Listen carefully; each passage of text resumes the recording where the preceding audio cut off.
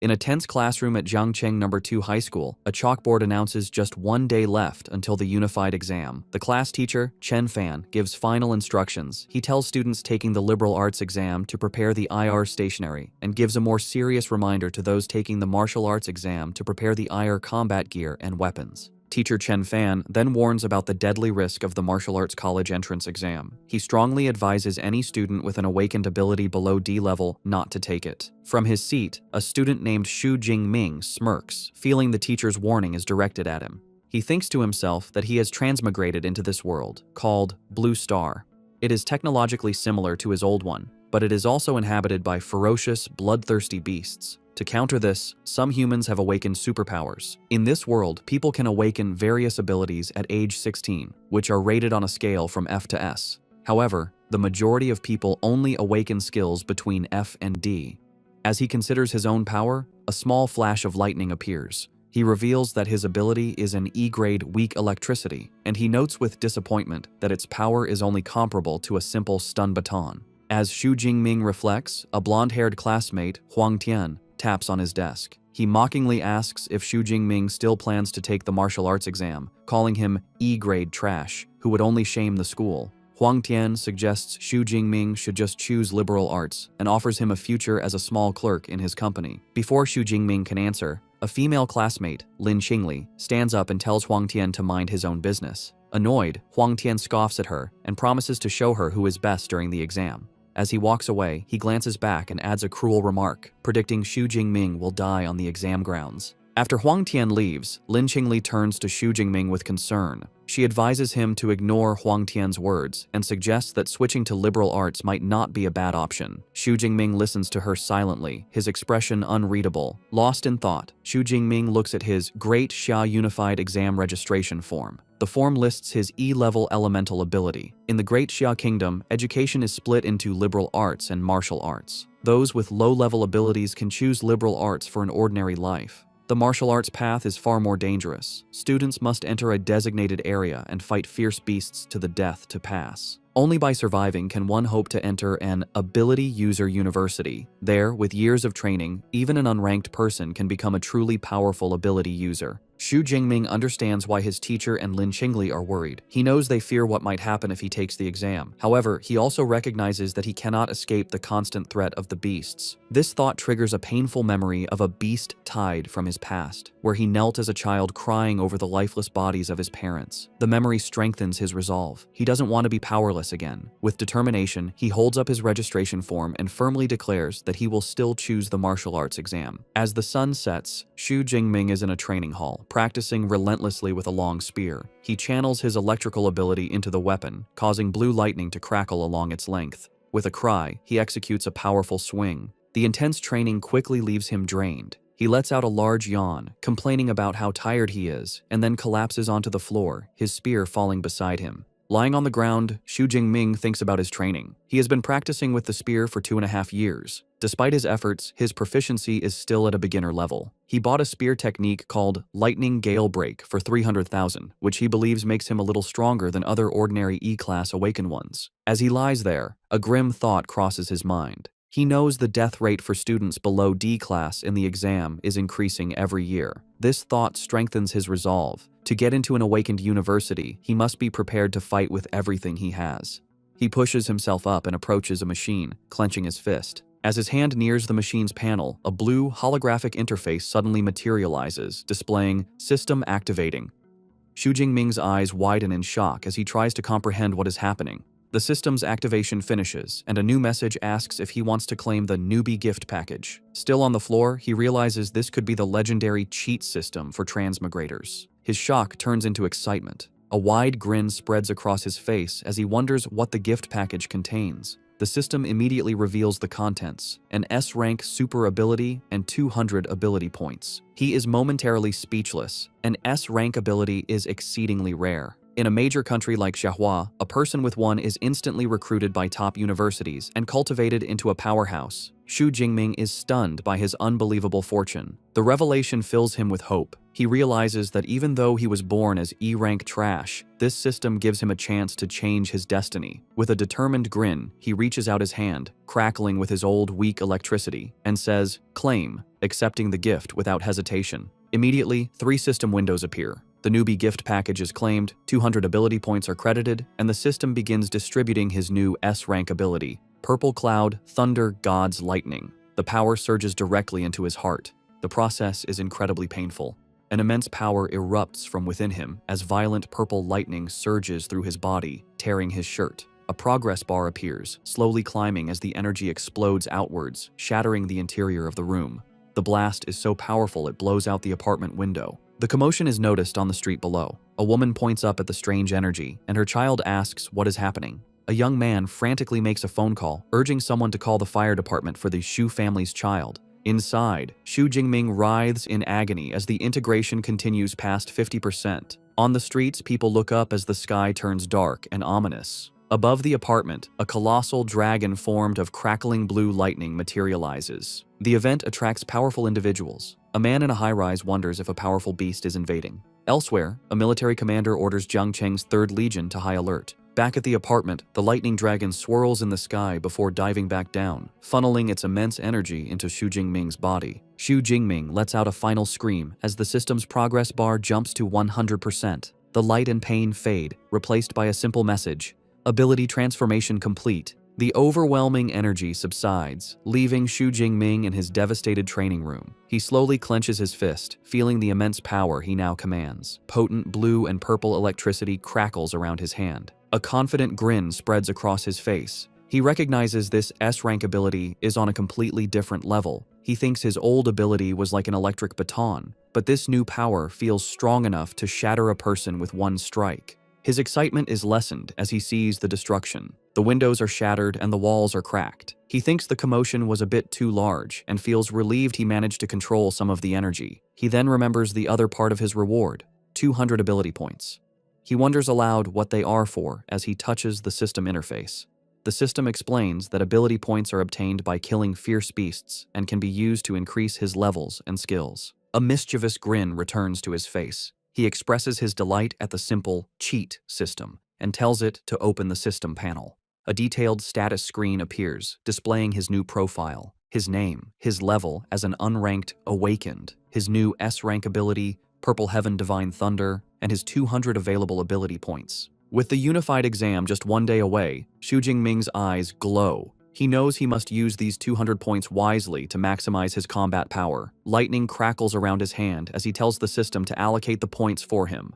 Xu Jingming decides to use his points logically, reasoning that all abilities come from the human body and spirit. He chooses to strengthen these 2 attributes first. As the system processes the points, his stats for physique and spirit quickly increase. A surge of dark purple energy erupts and swirls around him. He looks slightly dazed, marveling at the feeling of his vital energy and thoughts being enhanced. Clenching his fist, he feels the new power inside him. He throws a test punch, and a vortex of blue and purple lightning explodes from his fist, a display of power far beyond what he could do before. He looks at his hand, surrounded by crackling energy, and understands that by raising his basic attributes, his control over his combat skills and powers will also be stronger. The system panel confirms the upgrade, showing his physique is now 141 and his spirit is 160. It explains that each ability point was equal to 0.2 units of vital energy, or spirit energy. A confident grin spreads across his face. He believes that with his current strength, getting into an Awakener University will be easy, but he wonders how he now compares to the other 700,000 candidates in the province, especially the geniuses trained since childhood.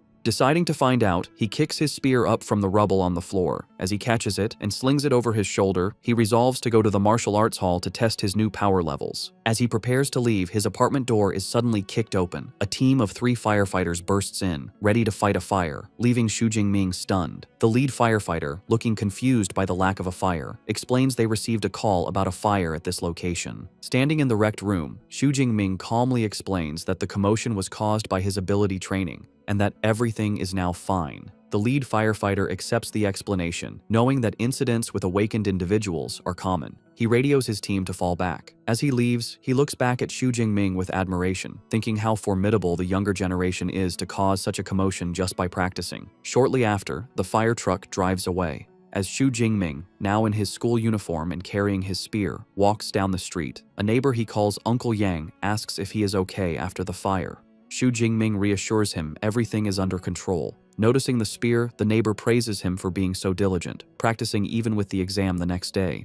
The story then explains that martial arts halls are important in this world. To advance, an awakened person must train their physique and spirit. The halls provide training grounds, which are essential since not every family can afford a private training room. The two most famous martial arts hall chains are Thunder and Brutal Bear. Xu Jingming arrives at the Thunder Martial Arts Hall. The narration explains that the Brutal Bear Hall is expensive, mainly for students from rich families. The Thunder Hall, however, is free for all high school students, making it very popular. Inside the busy hall, Xu Jingming sees a familiar face in a group of students. The girl, with long black hair and red eyes, is Tang Qi, his cousin. He approaches her and asks why she is at the Thunder Hall.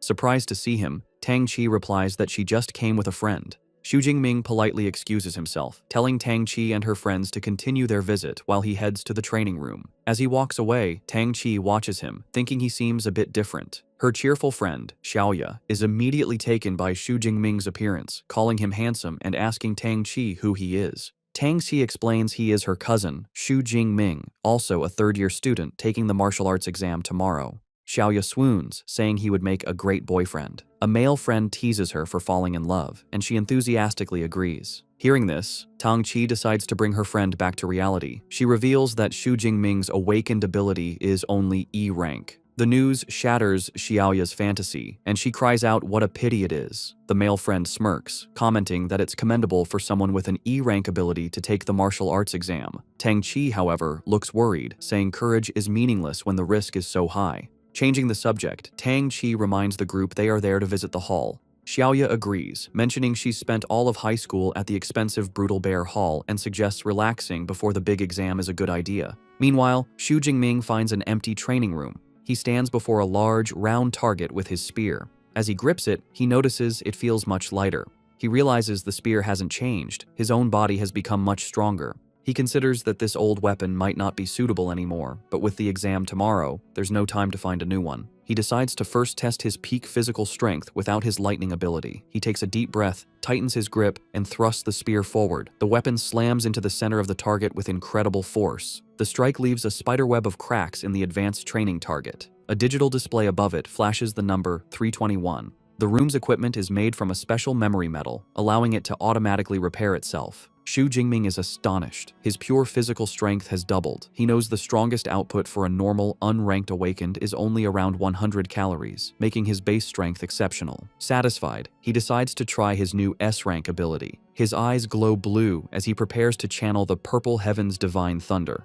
Arcs of purple and blue lightning crackle around his body. With a powerful leap, he brings his spear down on the target, creating a massive explosion of electrical energy. He looks up at the new reading, an incredible 3,021 calories.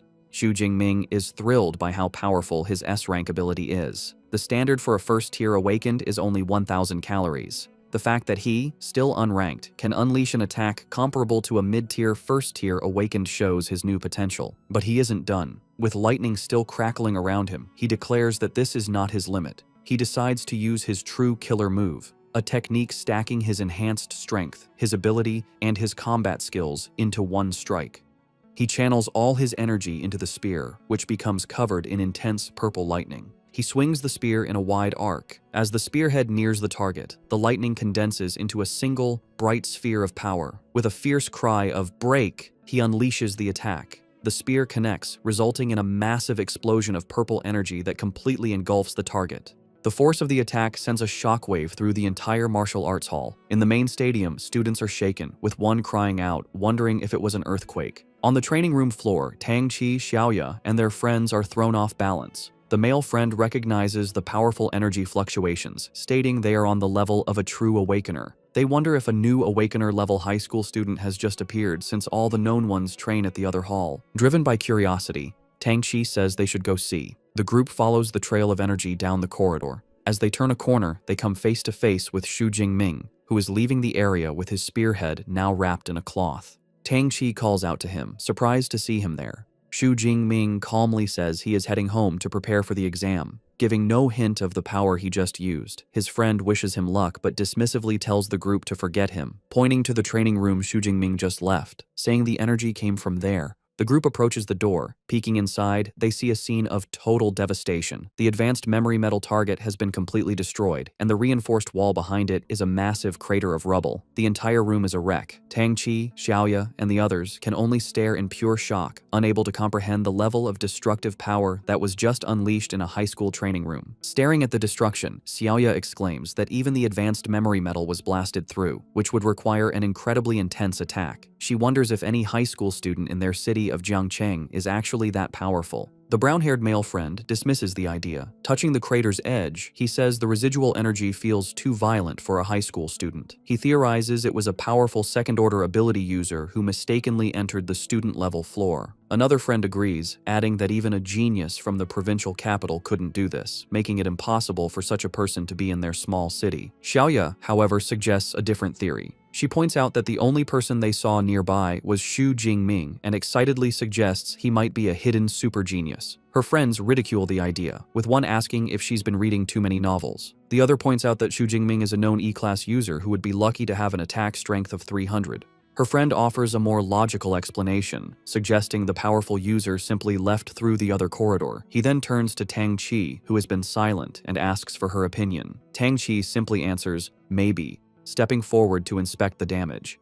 As she runs her hand along the shattered wall, she notices the impact marks look like they were left by a long spear. The image of her cousin with his spear flashes in her mind. A deep suspicion forms, and she silently wonders if Xu Jingming taking the martial arts exam is really him overestimating his abilities. The next day is clear and bright, the day of the martial arts exam. Dozens of buses arrive at a massive, fortified venue, dropping off students armed with various weapons. Among them is Xu Jingming, walking with a calm and confident stride, his spear on his shoulder. The students gather by a tall fence, looking into the exam grounds with a mix of awe and terror. One student complains nervously, recalling that past exams had much weaker beasts. The consensus is that this year's exam will be incredibly difficult. As the students share their fears, an arrogant voice cuts through the crowd. A long-haired young man with a large sword scoffs at their cowardice. He declares that anyone who can't deal with a unicorn rhinoceros is useless, leaving the other students speechless. Nearby, Xu Jingming's best friend, Liu Ji, asks who the arrogant guy is. Xu Jingming identifies him as Zhou Mingyang.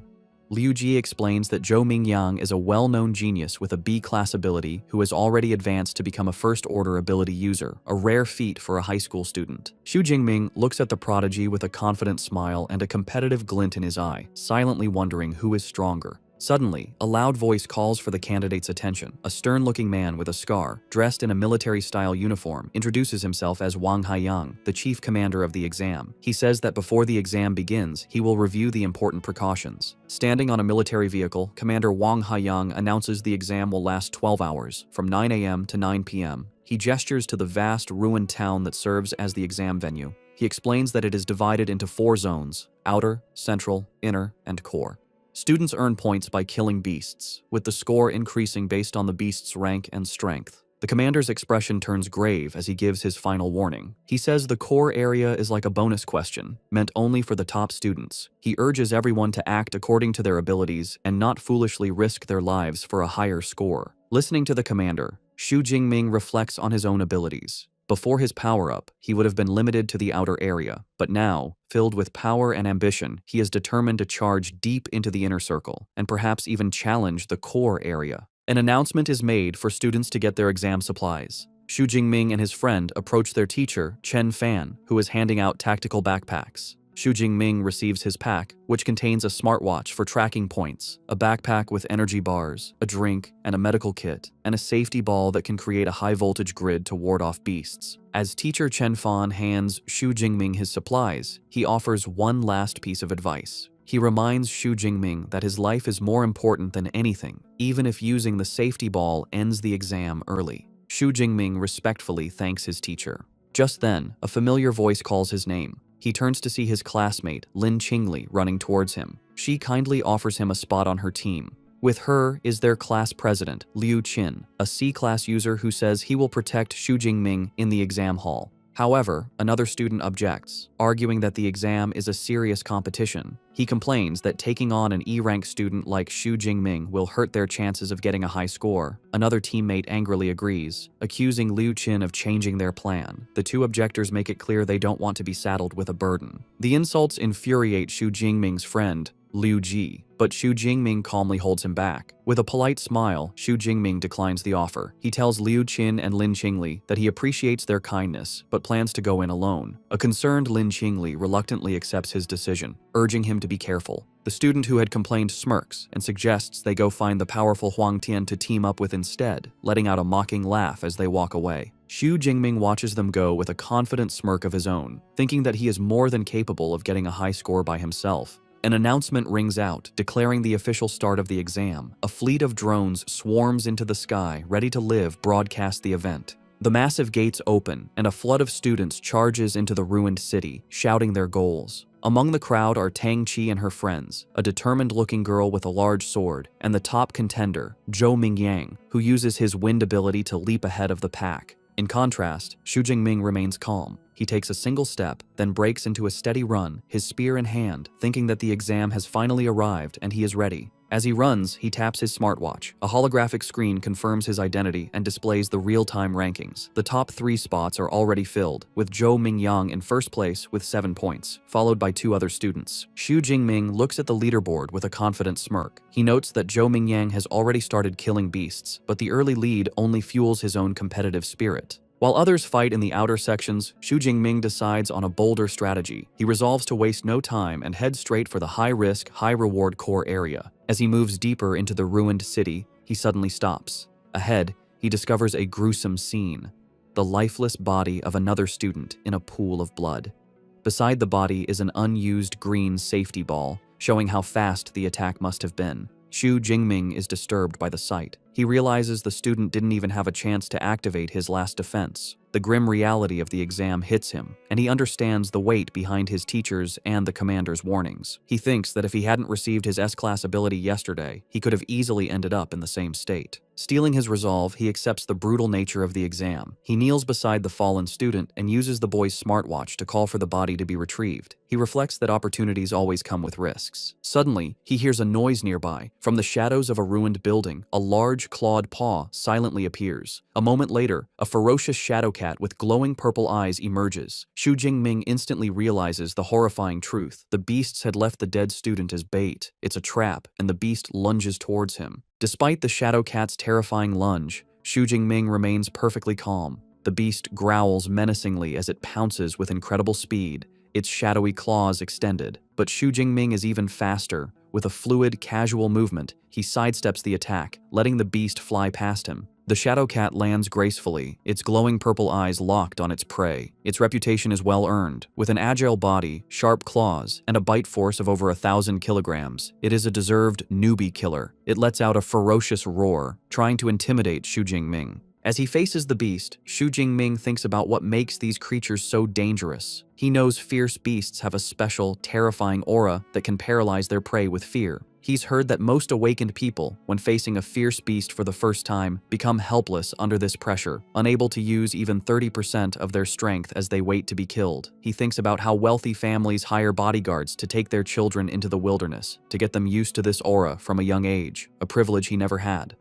Knowing this is his first true battle against a fierce beast, he readies his spear as the shadow cat lunges at him again. The beast closes the distance instantly, its mouth wide open, but Xu Jingming stands his ground, completely unaffected. Arcs of purple lightning crackle along his spear as he channels his power. In a single, swift motion, he thrusts the spear forward, the lightning-infused tip piercing through the shadow cat's head and killing it instantly. He looks down at the dead creature with a thoughtful expression.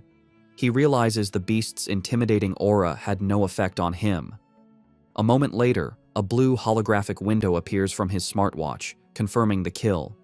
Killed one unranked fierce beast, a shadow cat. Ability points +3. A note explains that fierce beasts are ranked from 1 to 9, and those below rank 1 are unranked, corresponding to unranked human awakened people. Xu Jingming looks at the map of the venue on his watch. He considers that killing beasts grants him ability points, but he seems unimpressed by the small reward, thinking that unranked beasts give far too few points. Realizing he is unaffected by the intimidating aura of fierce beasts, Xu Jingming concludes there is little point wasting time in the outer area. He resolves to get to the more dangerous central area as quickly as possible. He begins his journey deeper into the exam venue, cutting a bloody path through the unranked beasts. He effortlessly kills shadow cats, iron-furred pigs, and wolf-like creatures, gaining a steady 3 to 5 ability points with each kill. However, he identifies a flaw in his approach. While he has gained ability points, he recognizes that he lacks actual combat experience. His new S-rank ability is so overwhelmingly powerful that it kills unranked beasts instantly, preventing him from honing his fighting skills. He also considers the high energy cost of his new power. He knows higher-ranked abilities consume more energy. Unlike his old E-rank ability that could last for hours, he can't maintain his S-rank power at full strength for even an hour. With the exam lasting 12 hours, he understands he cannot waste energy before reaching the core area. He decides on a new strategy. He will kill fierce beasts using only his spear technique to gain experience and conserve power. Just as he makes this decision, a new, much larger threat appears, a formidable bipedal unicorn rhinoceros. The massive beast roars and charges, tossing a wrecked car aside with its immense strength. Instead of retreating, Xu Jingming stands his ground and faces the charge head-on. The powerful impact of the rhino's horn sends him flying backward. With incredible agility, Xu Jingming uses the momentum to flip himself in mid-air, positioning himself directly above the beast. Before the rhino can react, he dives down, landing on its back and plunging his spear deep into its skull with a single precise strike. The massive beast collapses, defeated. Breathing slightly, Xu Jingming is surprised by how much faster his killing speed has become, noting that even a powerful beast like the rhinoceros wasn't much of a challenge. A thought strikes him, and he wonders if his spear technique broke through to a higher level without him realizing it. He summons his system panel, which confirms his suspicion. His spear technique has leveled up to the intermediate stage, and his ability points have risen to 256. He concludes that relying on his spear technique is the most effective way to boost his strength. Feeling how fluid the intermediate technique is, he wonders what would happen if he improved it further. Using his accumulated points, he decides to upgrade his spear skill again. The effect is instant. A massive influx of advanced spear techniques and complex movements floods his mind, integrating into his muscle memory. He clutches his head, amazed by the sheer volume of skill he just acquired. With a wealth of new techniques, Xu Jingming feels a surge of confidence. Gripping his spear, he stands tall amidst the ruins with a predatory smile. He declares that he can't wait to find a first-rank, fierce beast to test his new skills on. At the same time, in another part of the outer area, Lin Qingli and her team are moving through the streets. Suddenly, Lin Qingli stops, puzzled. In the distance, she thought she saw a familiar silhouette. She voices her thought, saying she thinks she just saw Xu Jingming. One of her teammates dismisses the idea, asking if she's seeing things. He argues it couldn't be Xu Jingming, as it would be suicide for someone with his E-rank strength to be this deep into the exam zone. Lin Qingli is filled with doubt, but can't shake the feeling that she saw her classmate. She begins to worry about him. Her thoughts are interrupted when another teammate calls them over. The group rushes to find him standing before the massive, freshly killed corpse of the unicorn rhinoceros. They see that the blood on its wounds isn't dry, meaning it was killed just minutes ago. They examine the fatal injury, a clean, penetrating wound to the head made by a long-handled weapon. One of them exclaims that it's a spear wound. The pieces click together in Lin Qingli's mind. The spear wound, the timing, and the silhouette all point to one conclusion. She wonders aloud if the person she saw could really have been Xu Jingming. The skeptical teammate scoffs at the suggestion, arguing that a unicorn rhinoceros is a beast that only a C-rank awakened person could defeat alone.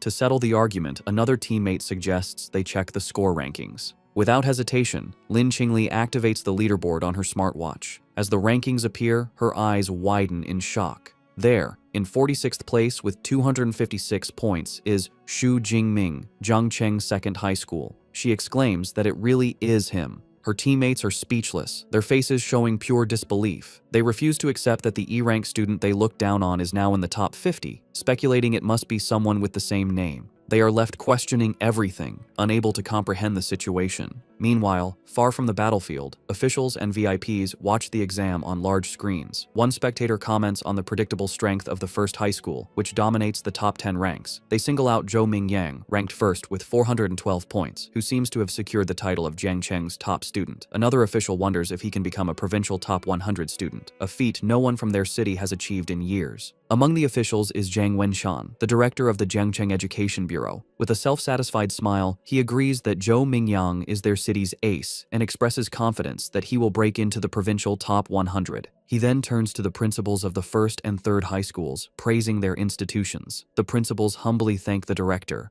While praising the top schools, Director Zhang Wenshan turns to the principal of the second high school, Zhao Yao. He condescendingly tells him that his school needs to work harder, noting their best student is only ranked 18th. The principal sweats nervously, bowing and stammering his agreement. Principal Zhao Yao is inwardly fuming. He knows that among the top 50 students, only 8 are from his school. He mentally lists his top students, including Xu Jingming, urging them to get their act together. A moment later, he pauses. The name Xu Jingming doesn't sound familiar. He wonders aloud who this student is and why he's never seen the name before. He turns to the teacher beside him, who is Chen Fan, and asks about Xu Jingming. Upon hearing that his supposedly weakest student is in the top 50, teacher Chen Fan has a jaw-dropping reaction of pure shock. He takes a moment to compose himself, wiping sweat from his brow. He recalls that Xu Jingming is an E rank awakened and wonders if the boy had been hiding his true strength, but he dismisses the thought as impossible. He looks up at the monitors in frustration, realizing that since only the top 10 students have dedicated camera feeds, there is no way for him to see how Xu Jingming is accumulating so many points. Meanwhile, back in the exam venue, Xu Jingming has pushed through the outer area and arrived at the central area, a zone with a much higher danger level. He walks calmly through the streets, crushing a bottle underfoot. Taking a moment to eat an energy bar, he observes that the number of fierce beasts has decreased. He knows this is because ranked beasts have developed intelligence and a sense of territory, making them more difficult opponents. Suddenly, his sharp senses pick something up. His eyes narrow as he announces that his target has arrived. An instant later, a powerful striped beast bursts through a pile of wrecked cars. The creature is a first-rank fierce beast, an arm-blade tiger named for the sharp blade-like bones on its forelimbs. Xu Jingming stands his ground, unfazed. He remarks on his good luck, pleased to have encountered a first-rank beast so soon. With a confident and eager expression, he readies his spear, declaring that this powerful opponent is the perfect test for his newly upgraded spear technique. The arm-blade tiger lets out a ferocious roar and lunges, its powerful claws ready to attack.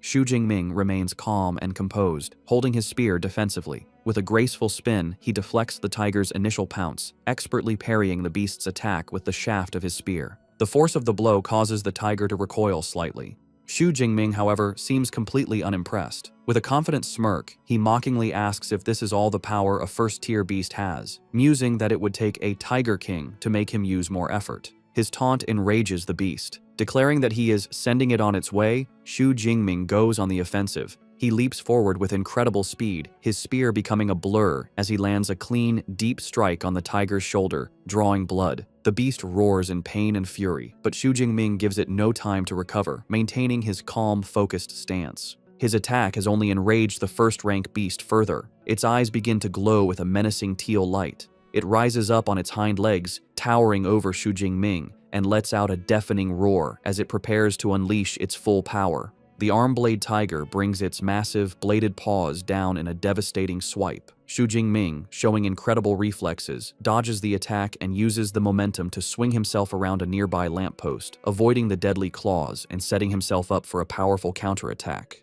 Landing gracefully after his acrobatic move, Xu Jingming acknowledges the tenacity of the first-tier beast. He can see that despite its injuries, the arm-blade tiger still wants to put up a desperate struggle. Deciding to end the fight, he declares that any further resistance is futile. He begins to channel his spear technique, Lightning Gale Break, and a vortex of blue energy swirls around his weapon. With a powerful war cry, he unleashes the technique. His body becomes a blur as he executes a devastating spinning attack, the energy from his spear creating multiple slashing arcs of light. The attack connects, and the tiger lets out a final, agonized cry as the powerful technique tears through its body. The massive beast collapses to the ground, defeated. A notification immediately appears on Xu Jingming's smartwatch, confirming the kill of a first-tier armored tiger and awarding him 14 ability points. He notes with satisfaction that the points from a first-tier beast are almost double what he gets from an unranked one. A new perspective dawns on him. He realizes that while the exam hall is a place of danger for others, for him, it is a perfect treasure ground to level up. With renewed determination, he vows to harvest as many ability points as he can by hunting the most powerful beasts. Back in the audience stands, the atmosphere is tense as officials and teachers watch the live rankings. The leaderboard shows Xu Jingming is now tied for 32nd place with 328 points. An official turns to teacher Chen Fan, asking if this surprising student is from his class. Suddenly, Chen Fan is the center of attention. Other teachers praise him, marveling that only students from his class have broken into the top 50 from their school. They compliment his teaching methods. A flustered Chen Fan humbly deflects the praise, insisting it is all due to the student's own hard work. Their conversation is cut short when someone shouts and points at the screen. Xu Jingming's ranking has skyrocketed again, jumping to number 25. One official exclaims in disbelief that he somehow gained 44 points at once. Director Zhang Wenshan mentally calculates the point values, recalling that a peak unranked beast is worth 6 tier 8 points, while a low-grade first-tier beast is worth 14 to 16 points. Principal Zhao Yao continues the thought, his face pale with shock. He remembers that the kill count updates every 4 seconds, and an impossible realization begins to form in his mind. Director Zhang Wenshan completes the stunning calculation. Within a mere 4 seconds, Xu Jingming must have killed either 5 peak unranked beasts or 3 low-grade first-tier beasts. A pleased smile spreads across his face as he remarks that this kind of performance hasn't been seen in years. He turns to Principal Zhao Yao and comments that this student is a very good prospect, asking why he has never heard of him. The principal, still flustered, admits he has only just found out about Xu Jingming himself and says they will have to ask the boy's homeroom teacher. He immediately summons a nervous teacher Chen Fan, telling him to explain Xu Jingming's situation to the leaders, specifically asking about his talent. Standing before the city's top education officials, a sweating Chen Fan stammers out the unbelievable truth. Xu Jingming awakened an E-grade ability. Weak electricity.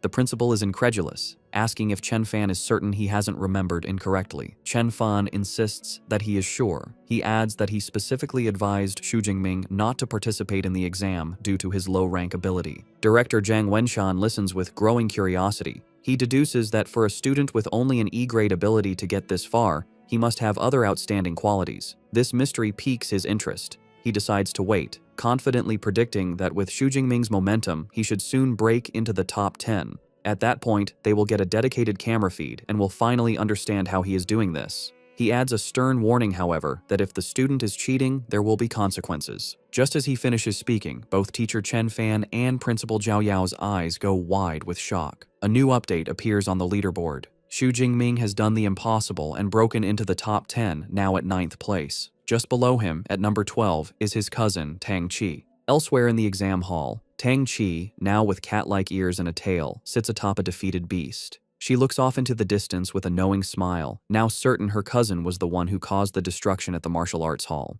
The top-ranked student, Zhou Mingyang, also notices the new name on the leaderboard. He notes with some surprise that, with 6 hours still left, a new face has squeezed into the top 10. He thinks to himself that he has never heard of Xu Jingming before. Because he is in the top 10, a dedicated camera drone is sent to follow Xu Jingming. The feed shows him effortlessly killing another first-tier beast with his spear. As the beast falls, a notification awards him another 14 points. He comments to himself that the efficiency of killing beasts is much higher in the central area. He then notices the drone and realizes he must have entered the top 10. Standing over his latest kill, Xu Jingming reflects on the nature of the exam. He understands it's a test of strength and potential, where better results lead to greater recognition. With this in mind, he decides he has no reason to hide his true power, declaring that breaking into the top 10 is just the beginning. Before challenging the core area, he decides to improve his strength again. He checks his system panel, which shows his spear technique is now at the advanced level, and he has 312 ability points. He notes with some disappointment that his level hasn't automatically promoted from awakened.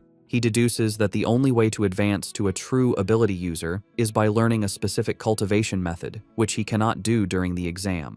Since he can't increase his rank, he decides to continue improving his basic attributes. He spends some points, boosting his physique by 40 and his spirit by 22. Feeling a surge of new power, he clenches his fist, ready to finally head to the core area. He soon arrives at the entrance to the core area, where the danger level is highest. He is greeted by a brutal scene, a pack of 9 armored tigers devouring the corpse of a large, rhino-like beast. From a safe distance, Xu Jingming observes the pack. He quickly identifies the one in the middle, which is larger and has a more powerful aura, as the armored Tiger King. Far from being intimidated, he sees this as a great harvest of points waiting for him. Just as he prepares to move, he senses another presence. He calls out, telling the hidden person to come out. From behind a corner, Zhou Mingyang emerges, looking impressed. He compliments Xu Jingming on his sharp perception and admits he didn't expect the mysterious student who broke into the top 10 to be him. Xu Jingming recognizes the top-ranked student and asks how Zhou Mingyang knew who he was. Zhou Mingyang explains that he is familiar with every strong candidate who could enter the core area. Since Xu Jingming was an unknown who rose through the ranks, he naturally deduced his identity. Zhou Mingyang then reveals he has been watching the tiger pack and prepares to draw his sword. Xu Jingming immediately becomes wary, asking if he intends to steal his monster. Zhou Mingyang clarifies that he has no intention of stealing the kill. He explains that the armored Tiger King is a powerful mid-grade first-tier beast, and with its pack of 9 other tigers, it's an opponent no single person can handle alone. He proposes they cooperate to take down the pack. However, Xu Jingming flatly rejects the offer with 2 simple words: no need. With a look of absolute confidence, he declares that he is more than enough by himself. Dismissing Zhou Mingyang's offer, Xu Jingming confidently steps out into the open to confront the pack of armored tigers. His sudden appearance immediately draws their attention. They let out warning growls, and the Tiger King, perched on its kill, roars to assert its dominance. Xu Jingming's eyes narrow as he observes his opponents. He notes that, as expected of a group led by a Beast King, the tigers have enough intelligence for a simple battle formation, with the stronger ones in front. The pack growls menacingly, preparing to attack as one. One of the tigers breaks from the pack and charges, roaring as it lunges at him. From his hiding spot, Zhou Mingyang watches with a mix of disbelief and intrigue. He decides to observe the encounter, curious to see if Xu Jingming is just marching to his death or if he has some special skill to back up his incredible confidence. Facing the charging beast, Xu Jingming remains perfectly still, a calm aura around him as he prepares his spear. In a blur of motion, he begins to spin the weapon with blinding speed, the shaft becoming a near-invisible circle as he gathers energy for his attack. He unleashes a devastatingly wide spinning sweep, sending a massive arc of force tearing through the air towards the attacking beasts. The attack connects with overwhelming power. In a single, brutal motion, his spinning spear cuts through several of the tigers at once, sending a spray of blood across the street. System notifications instantly pop up, confirming his kills and awarding ability points. The lifeless bodies of the tigers collapse onto the blood-soaked pavement, the initial wave of the pack annihilated by his single, powerful strike. The armored Tiger King is enraged by the slaughter of its pack. Xu Jingming, however, looks at the carnage with a hint of dissatisfaction. He remarks that it's a pity his physical strength is still lacking, as he was unable to kill all the tigers in one blow. The remaining tigers, led by their enraged king, surround him, ready to avenge their fallen pack members. The Tiger King unleashes a deafening roar, a powerful sonic attack meant to disorient its opponent. The force of the roar is so immense that it shatters the windows of nearby buildings, creating a rain of glass. Even Zhou Mingyang, watching from a safe distance, is affected by the sonic blast, clutching his head in pain. Xu Jingming, however, stands firm amidst the shattering glass, completely unfazed. He recognizes the Tiger King's attempt to intimidate him. With a defiant look, he declares that while the beast might scare others, it can't scare him. As the remaining tigers lunge at him from all sides, Xu Jingming meets their charge with fluid grace and deadly precision. He parries one tiger's attack, then uses the beast's own body as a springboard to launch himself into the air, avoiding the snapping jaws of another. The Tiger King, seeing an opening, charges forward, but Xu Jingming is ready. Still airborne, he positions himself for a decisive strike. With a powerful overhead swing, he brings his spear down directly onto the Tiger King's head, the immense force cleaving through the beast's skull and killing it instantly. He lands gracefully as a system notification confirms the kill of an upper-rank first-order arm-blade tiger, awarding him a massive 20 ability points. Watching from his hiding spot, Zhou Mingyang is utterly dumbfounded. Sweating and wide-eyed, he can't believe what he just witnessed.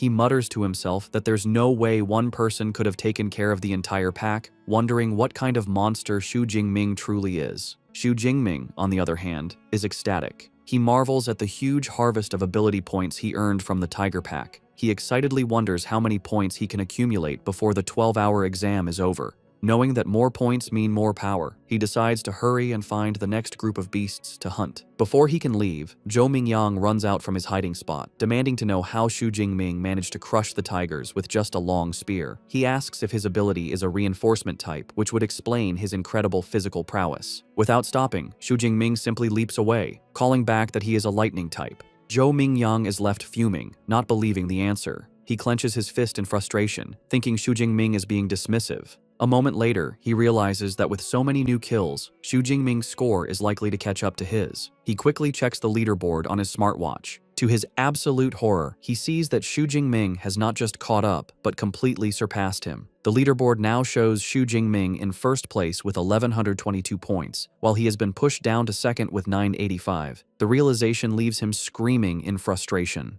Back in the audience stands, the officials are erupting with excitement. Director Zhang Wenshan stands up and declares that Xu Jingming's high-level spearmanship confirms he is a genuine genius. He claps a beaming Principal Zhao Yao on the shoulder, announcing that with Xu Jingming representing them, Zhang Cheng can definitely get into the provincial top 100. He promises a commendation for the second high school after the exam, much to the principal's tearful delight. Principal Zhao Yao is overcome with emotion, thinking what a huge surprise Xu Jingming has been, finally giving his school its day to shine. 3 hours later, in the core zone, Zhou Mingyang walks through the streets, looking utterly confused. He wonders aloud where all the fierce beasts have gone. A voice from behind him suggests that he'll have to ask the #1 ranked student. He turns to see his cousin Tang Qi, along with other top-ranked students Wu Hao and Meng Di. Tang Qi points to the empty streets, explaining that Xu Jingming has already killed all the beasts. She says that because they couldn't find any beasts to fight, they had to team up.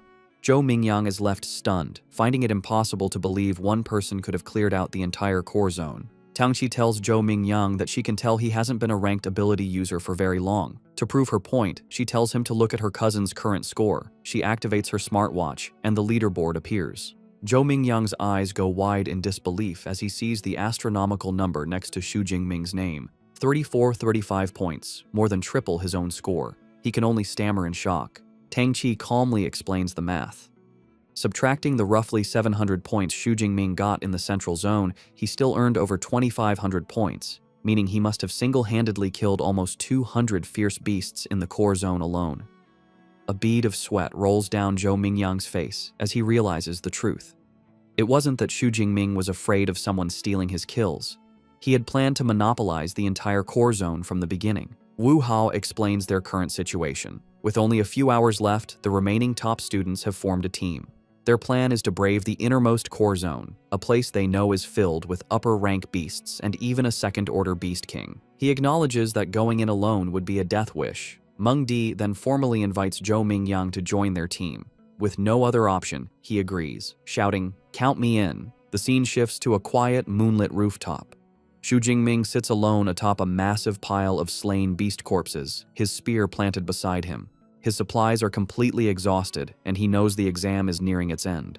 But his hunt for power is not over. He decides he must go deeper to get more ability points. Knowing the innermost core zone holds second-order fierce beasts, he resolves to strengthen his power one last time. He pulls up his system panel, revealing he has accumulated a staggering 2413 ability points. With a mischievous grin, he decides to put his points into an upgrade. After channeling the new power, he stands over the corpse of a massive bear-like creature, letting out a breath of relief. He feels confident that with this final boost, he should be able to handle this year's combat exam finale. As the other top students sprint towards the final area, their final sprint begins. Deep within the innermost zone, a terrifying new beast emerges from the ruins. A massive, white-furred, wolf-like creature with glowing red eyes and dangerous red crystals on its back. As the final challenge appears, Xu Jingming arrives on the scene, calm and ready.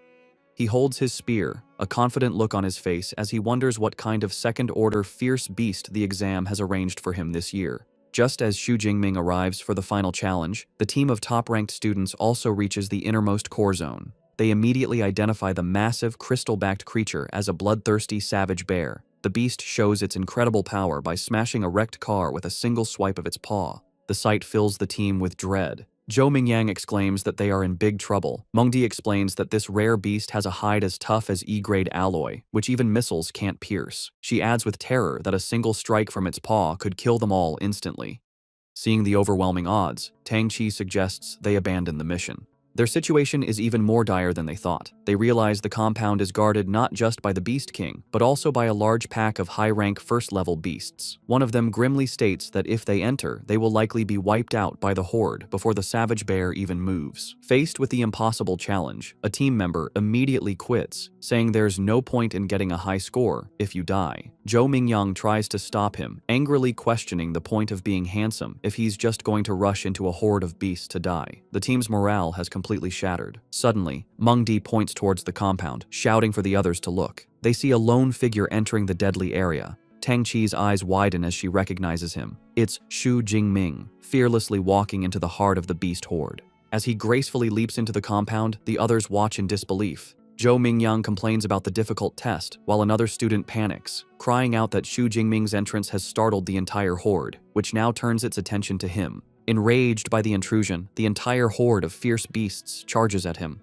Xu Jingming stands his ground in the center of the street, and in an instant, he is completely engulfed by the snarling creatures. Watching from the rooftop, the other students are horrified. Tang Chi worries for her cousin, but Wu Hao remarks that he was too reckless. Tang Chi declares she has to go help him. Meng Di grabs her arm, trying to stop her, and Wu Hao calls her crazy, saying it's a pointless death. Tang Chi desperately insists that Jingming is her cousin, and she can't just watch him die. Before she can act, a massive explosion of purple and blue lightning erupts from the center of the beast horde. The raw power creates a blinding flash, forcing the students on the roof to shield their eyes. Zhou Mingyang stares, wondering aloud if this is the lightning superpower Xu Jingming mentioned earlier. The lightning dissipates, revealing a scene of utter carnage. The entire horde of first-level beasts has been wiped out, their charred bodies scattered around a lone, unharmed figure. Xu Jingming stands in the devastation, purple lightning crackling around him. He acknowledges that his physical strength alone wasn't enough, so he had to use his superpower. A confident smile plays on his lips as he feels the immense power of his S-grade ability.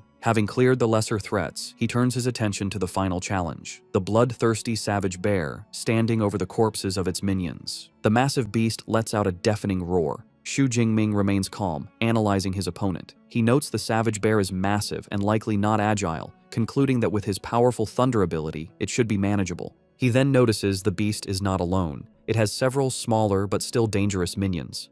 Realizing these creatures might be an annoyance, he decides there's only one thing to do.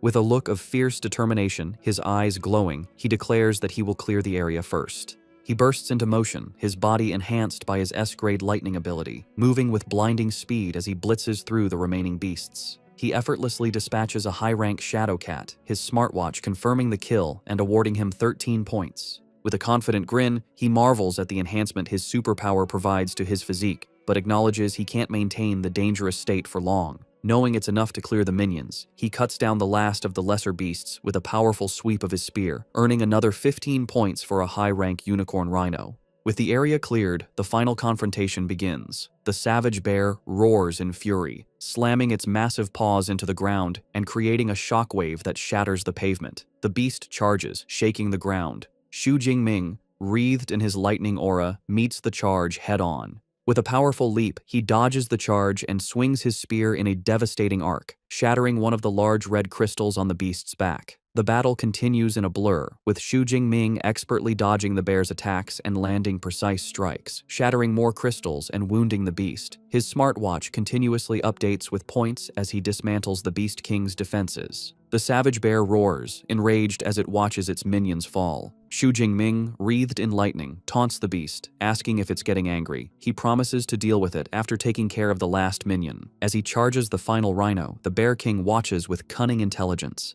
Just as Xu Jingming is about to strike, the Bear King moves with unexpected speed, smashing its own minion to bits to intercept him. Xu Jingming is surprised, realizing the beast anticipated his move. The Bear King claps its paws together, sacrificing its last minion to create a devastating shockwave that obliterates the ground and nearby cars. The final rhino is torn apart in the explosion. However, the attack fails to harm its target. Xu Jingming, surrounded by his lightning aura, gracefully flips through the air, landing safely and untouched by the explosion. With the battlefield cleared of lesser threats, only the two kings remain.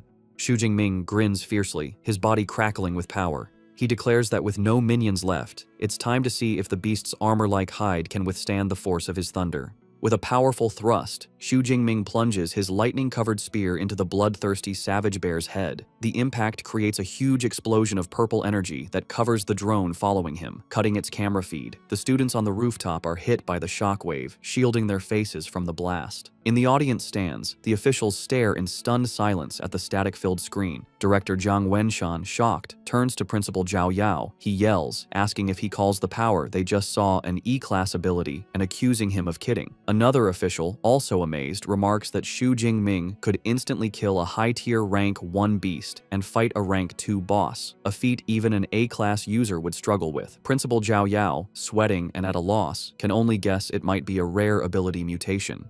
Regardless, Director Zhang Wenshan laughs and says that after today, the great Xia nation will be shaken by Xu Jingming's name. Back on the battlefield, the result of Xu Jingming's attack is clear. The bloodthirsty savage bear is wounded with a deep gash on its head, but it is not defeated. The beast roars and swats Xu Jingming with its paw, sending him flying. He is shocked his powerful attack only left a shallow wound. He lands hard on the ground, using his skills to recover. He quickly analyzes the situation. He realizes the savage bear's hide is resistant to blades and doesn't conduct electricity. He admits to himself that with his current strength, it will be hard to kill the beast in one shot. The enraged savage bear begins to gather dark energy around its body. Xu Jingming, sensing the immense power, can only look on in shock, saying, "What?" Dark energy gathers around the bloodthirsty savage bear as it powers up, rolling forward like a monstrous boulder. It smashes through everything, the ground seeming to buckle under its power. Xu Jingming leaps back onto debris as purple lightning crackles around him, readying himself. He is surprised the beast activated its berserk skill so quickly, recognizing the beast truly hates him.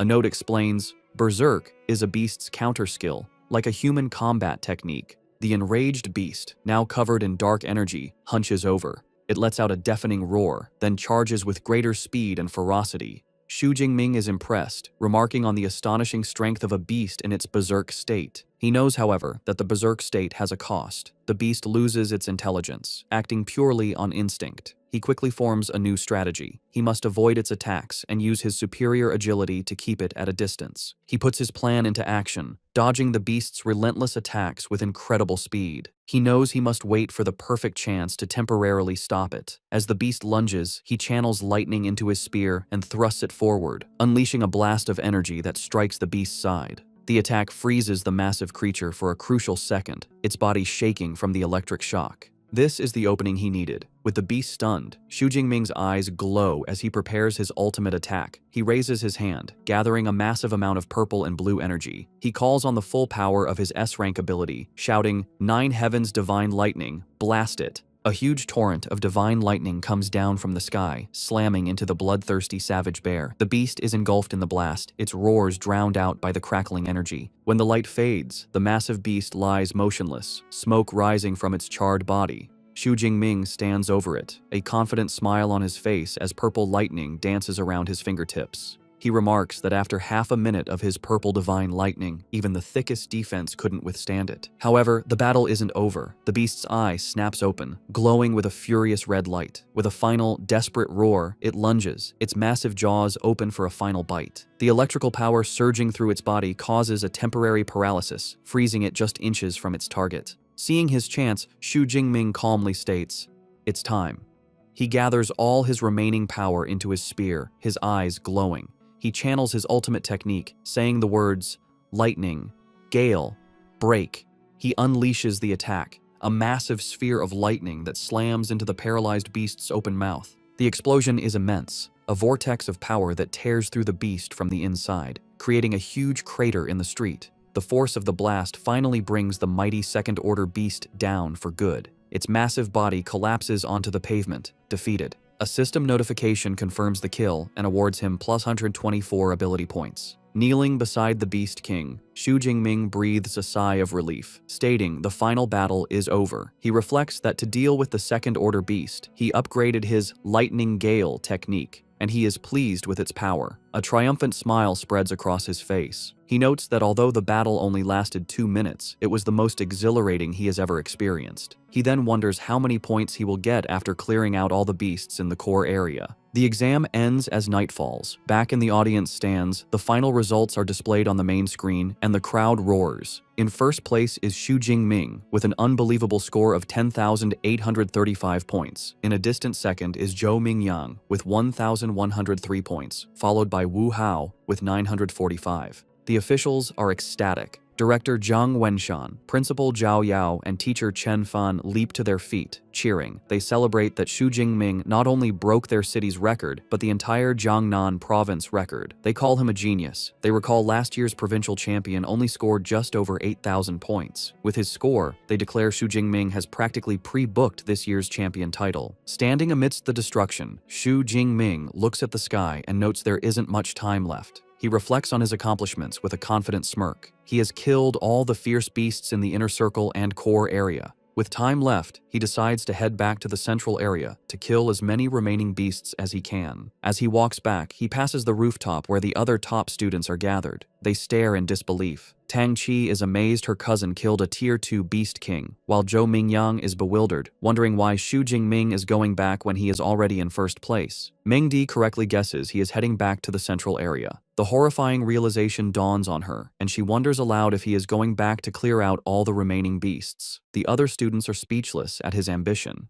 The reality hits them. Zhou Mingyang realizes that with Xu Jingming's speed, he might actually do it. If they don't leave soon, they might not get a single point in the last hour. He declares their team-up is over and leaves first. The others quickly follow, scrambling to hunt for any remaining beasts. 1 hour later, an official announcement echoes across the exam venue. The 2037 Zhangcheng Martial Arts College entrance examination has concluded. Killing beasts no longer counts, and all candidates are told to return.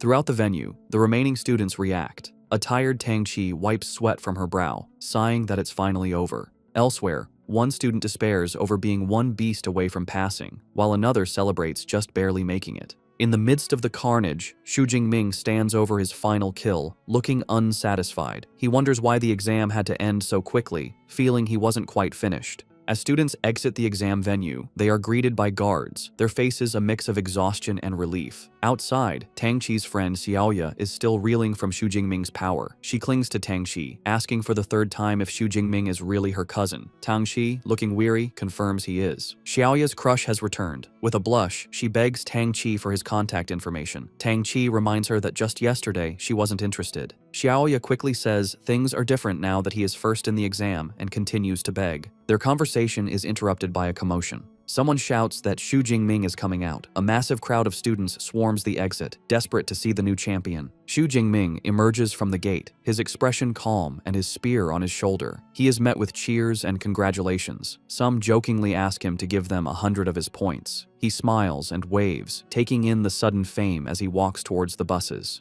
In the crowd, Wu Hao and Zhou Mingyang look on. Wu Hao remarks that Zhou Mingyang should have been the one in that position, but Zhou Mingyang humbly replies he is content with his score, admitting he never knew the second high school could produce such a monster. Before Xu Jingming can get on the bus, he is stopped by Principal Zhao Yao, who congratulates him and introduces him to Director Zhang Wenshan. The director informs Xu Jingming that he wants to give him a ride himself. Xu Jingming looks at the chaotic crowd and realizes it's for the best, knowing the bus ride would be full of questions. He gets into a sleek black car with the officials, which speeds away. Inside the car, Director Zhang asks Xu Jingming which superpower university he wants to attend.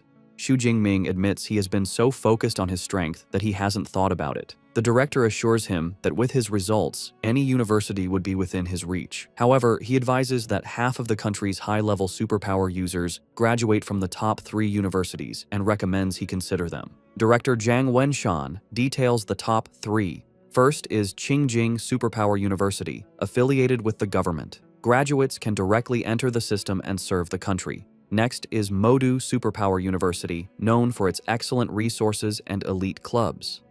Finally, there is Jincheng Superpower University, which has a long history and strong faculty.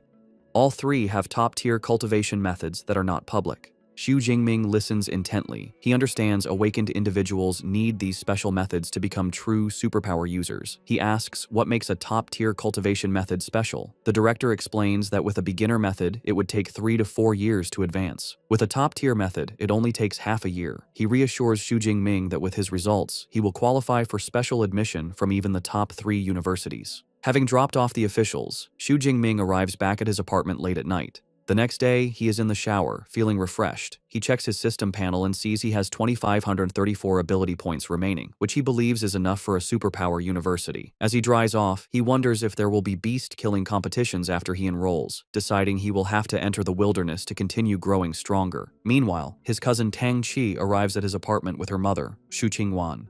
Tang Qi notices the door is broken and decides it's a perfect chance to sneak in and surprise him. They enter, and Tang Qi cheerfully shouts a surprise greeting. Her timing is terrible. Xu Jingming, wearing only a towel, has just stepped out of the bathroom. He is shocked to see his aunt and cousin. His aunt, equally flustered, asks what he is doing, while Tang Qi is left blushing and speechless. His aunt then sees the ruined apartment and angrily asks how it got into such a mess. A flashback explains that after his parents passed away, his aunt stayed with him, taking good care of him and giving him the warmth of a home. She fulfilled her guardian duties, even occasionally feeding him his favorite meal. After the initial shock, Xu Jingming sits with his aunt and cousin. His aunt, Xu Qingwan, expresses her relief. She admits she was incredibly worried when she learned he was taking the martial arts exam. Now that she sees he is unharmed, she is relieved. She reassures him his score isn't important. Xu Jingming is confused and asks if Tang Qi didn't tell her the results. Tang Qi winks, saying it's better if he tells his mother himself. With a bashful smile, Xu Jingming tells his aunt he did quite well, scoring over 10,000 points. The news is so shocking his aunt spits out her drink. She coughs, asking him to repeat his score. Tang Qi confirms it's true, telling her mother he scored 11,124 points. His aunt is speechless. A moment later, she bursts into tears of joy and pulls him into a tight hug, exclaiming that the Xu family finally has a successor and his parents in heaven must be so proud. Meanwhile, in a high-tech conference room, university recruiters are reviewing the exam results. A woman presents the data on Xu Jingming, noting his age, his supposed E-class ability, and his rank as an unranked awakener. One recruiter insists they must recruit this student if the score is real. Another is skeptical, arguing that based on his rank, he couldn't have achieved such a high score. The debate continues, with some arguing his ability is at least A-class, or even S-class. Another recruiter scoffs, suggesting he must have cheated. Before the argument can escalate, a senior figure tells them to stop. A woman with a commanding presence makes a decision. She instructs the team to list Xu Jingming as an S-class special recruit for now. As for whether the score is genuine, she declares she will personally go to Jiangcheng to investigate. The day after the exam, Xu Jingming gets a notification on his phone that the Jiangnan province martial arts exam rankings are out. He is informed that he placed first in the province with an astonishing score of 11,124 points. A look of surprised delight spreads across his face as he sits down, celebrating his achievement as the top scholar of Jiangnan province. News of his success quickly spreads online, taking over the hot search topics. The public debates how a dark horse from Jiangcheng could become the provincial top scholar, questioning who Xu Jingming is and if an E-class individual could truly achieve such a score. Skeptics reject the possibility, while others demand to see the exam video for proof. In response to the doubts, an awards ceremony is held where Principal Zhao Yao addresses the media. A female reporter directly asks him to explain the authenticity of Xu Jingming's results. Principal Zhao Yao confidently states that the school's website has uploaded Xu Jingming's exam video, confirming the fairness of the exam. As people watch the video, they are amazed, exclaiming that Xu Jingming pierced a Tier 1 rhinoceros skull with a single shot, showing power stronger than a Tier 1 superhuman. They question how this is possible for someone with an E-class lightning ability. Principal Zhao Yao, beaming, assures everyone the video proves the results are real and praises Xu Jingming as the first student from Jiangcheng to achieve top scholar status. Director Zhao Yao then presents a massive check for 1 million yuan to Xu Jingming, congratulating him. He announces this cash reward, along with superpower training methods, is a gift from the City Education Bureau. Additionally, the city government will provide an equivalent bonus and a luxury villa. Reporters eagerly capture the moment. Meanwhile, a commanding woman with 2 bodyguards stands by a car and remarks that while Jiangcheng released the footage, it doesn't guarantee Xu Jingming didn't use performance-enhancing drugs. She states that the most crucial step is to confirm his superpower level. Back at the ceremony, director Zhao Yao asks teacher Chen Fan why Xu Jingming, the day's protagonist, has not yet arrived. Teacher Chen Fan smiles, explaining that he just spoke with Xu Jingming, who said he is still training at the martial arts gym. The director laughs, finding it extraordinary that the new top scholar is still training after the exam. With Xu Jingming on his way, the scene shifts to a meeting room where Principal Zhao Yao is nervously serving tea to three intimidating figures, whom he addresses as teachers. When one of them casually dismisses the tea, Principal Zhao Yao sweats, thinking about the powerful aura coming from these high-level superhumans, which makes his heart tremble. The three individuals are recruiters from the nation's top superpower universities, and the air is tense as their immense spiritual pressures seem ready to clash. The woman with short, grayish-purple hair, Zhang Zhaoyue, the director of admissions for Modu Superpower University, breaks the silence. She coyly asks her rivals who they are targeting. A woman in a light blue dress, Su Yun from Qingjing Superpower University, tells Zhang Zhaoyue not to play dumb. She confidently declares that as long as his results are genuine, Qingjing University will have him. A man with long black hair, Wu Yuan from Jin City Superpower University, scoffs at her claim, stating that Jin City University will recruit him. As sparks of energy crackle between them, Zhang Zhaoyue thinks to herself that recruiting top scholars always involves clashing with other academies. Just as the tension peaks, the door slides open, and Xu Jingming enters with his spear over his shoulder. He calmly greets the three powerful figures as teachers. His sudden arrival surprises the recruiters. Zhang Zhaoyue observes him with interest, noting his spirit is full and he's still carrying his weapon, a sign he hasn't relaxed his training. More importantly, she is impressed that he did not falter under the combined pressure of three high-level superhumans. Principal Zhao Yao formally introduces the recruiters to Xu Jingming, Director Zhang Zhaoyue from Modu University, Director Su Yun from Qingjing University, and Minister Wu Yuan from Jin City University. Director Zhang Zhaoyue speaks first, complimenting him on his stunning combat techniques in the exam video. However, she gets straight to the point, asking why his superpower no longer seems to be the E-class weak electricity, and requests an explanation. Expecting this question, Xu Jingming gives a prepared answer. He calmly explains that before the exam, while training at home, he was struck by natural lightning, and his superpower became much stronger. Wu Yuan and Su Yun immediately conclude that it sounds like a superpower mutation. Zhang Zhaoyu then suggests that Xu Jingming probably doesn't know the true level of his mutated superpower. She has brought a superpower detection instrument with her and invites him to try it. She presents a glowing, circular device and tells him to use his superpower on it. Xu Jingming places his hand on the instrument and unleashes his power. A massive, violent surge of purple and white lightning erupts from him, covering the device. Su Yun is visibly shocked by the sheer force of the lightning. The detection device completes its scan, identifying the superpower as Purple Cloud Divine Thunder. But as it tries to assign a rating, it beeps erratically and cracks appear. In a flash of golden light, the instrument overloads and explodes into pieces. The blast sends arcs of electricity across the room, startling everyone. A shocked Principal Zhao Yao asks what is going on. Wu Yuan and Su Yun, however, look thrilled. They state the situation is confirmed. His power overloaded the small device, which means his ability level must be S-class at the very least. With Xu Jingming's S-class potential confirmed, Director Zhang Zhaoyue smiles, thinking they bet on the right person this time. The confirmation immediately sparks a fierce bidding war.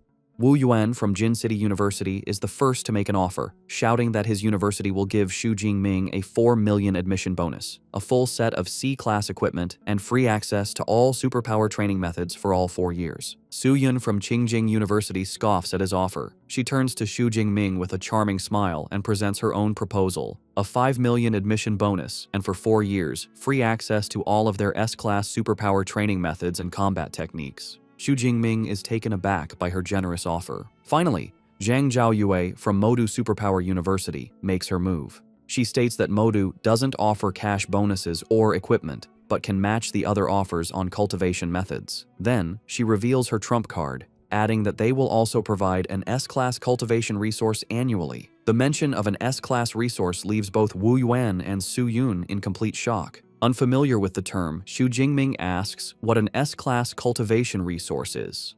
Zhang Zhaoyue explains, asking if he has heard of dragon-type fierce beasts. She says they are creatures with innate power, born at a high level of tier 4 or 5, far surpassing other beasts. She then reveals the stunning details. The S-class resources include the heartblood of an 8th-tier adult dragon-type fierce beast. After consuming this dragon blood, one's body would be greatly enhanced, and their physical strength would become comparable to that of a dragon-type beast. She emphasizes that every S-class resource is on the same level as this. The other recruiters are left speechless. Su-yun admits that even she is tempted, remarking on Modu's wealth. Wu Yuan, flustered, points out that S-class resources are usually reserved for top students, and offering them to a freshman is unheard of. They both realize they can no longer compete. With all offers on the table, the three recruiters stand before Xu Jingming, telling him it is time to make his decision. With a confident, determined smile, Xu Jingming gives his answer without hesitation, declaring that he chooses Modu Superpower University. With his choice made, Xu Jingming explains he chose Modu Superpower University not just for their great offer, but because its combat training is the best in the University Alliance, with many founders coming from Modu. He then bows to Su Yun and Wu Yuan, thanking them for their offer. They both look disappointed. Pleased with his decision, Director Zhang Zhaoyue creates a glowing admission letter and gives it to Xu Jingming, welcoming him. She tells him that while new students enroll on September 1st as a special recruit, he can register early and will be given a place to stay. Eager to start, Xu Jingming asks if he can access the library's superpower training methods and combat techniques ahead of time. Zhang Zhaoyu agrees without hesitation, adding that the school can provide him with a private study room. She hands him her contact card, telling him to get in touch when he arrives in Magic City. Holding his admission letter, Xu Jingming looks at the smiling director and says he can't wait to go and register.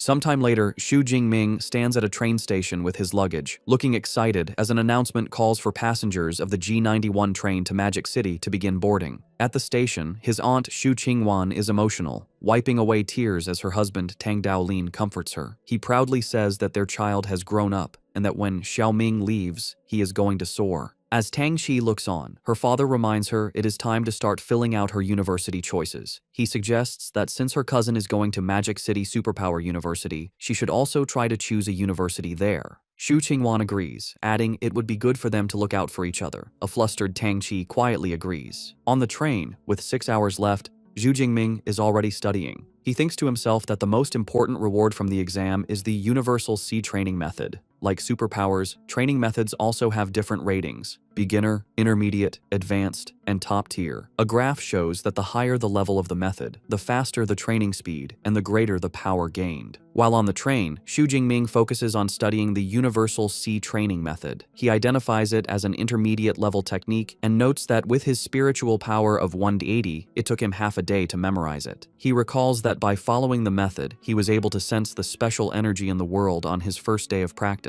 This unlocked a new option on his system panel, showing a plus sign next to his level, meaning he could now advance from an awakened to a superpower user. However, he decides not to level up yet. He remembers the training manual said the higher the level of the training method used for the breakthrough, the greater the benefits. Knowing he will soon have access to top-tier methods at the university, he resolves not to waste this chance by using an intermediate one. Upon arriving in Magic City, Xu Jingming is in awe of the university campus. From the car, he sees the school grounds are several hundred meters wide. He is greeted by Director Zhang Zhaoyue, who pulls up in a red sports car and welcomes him, telling him to get in so she can take him to handle admission procedures. As they drive through the stunning campus, lined with cherry blossom trees, Director Zhang Zhaoyue boasts about its size, explaining it covers 40,000 mu.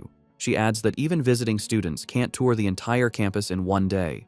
Xu Jingming is impressed, remarking that seeing it is better than hearing about it. After a quick registration, Director Zhang Zhaoyue hands him his new student ID, an all-in-one card he can use to access the dorms. As they approach his new accommodation, Xu Jingming thinks about his past life, where he saw dorms from 4-person rooms to 3-bedroom apartments. However, nothing prepared him for what he sees next.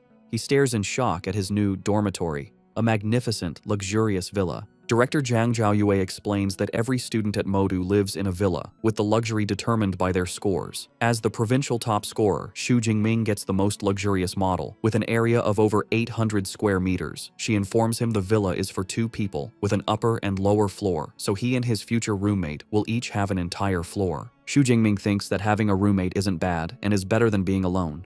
He reflects on his life as an orphan and admits he still prefers the warm feeling of a communal 4-person dorm as he follows the director up the steps. Inside the villa, Director Zhang Zhaoyue sits down with Xu Jingming and informs him that she will now explain a few important things about the university. She highlights 2 main points: the credit system and the mentor system. She begins by explaining that at Modu, credits are everything. They are used for all transactions, from buying meals to powerful equipment. She clarifies that 1 credit is roughly equivalent to 10,000 Daxia currency, Director Zhang Zhaoyue explains there are many ways to get credits, one of which is a fixed amount given each year based on a student's rating.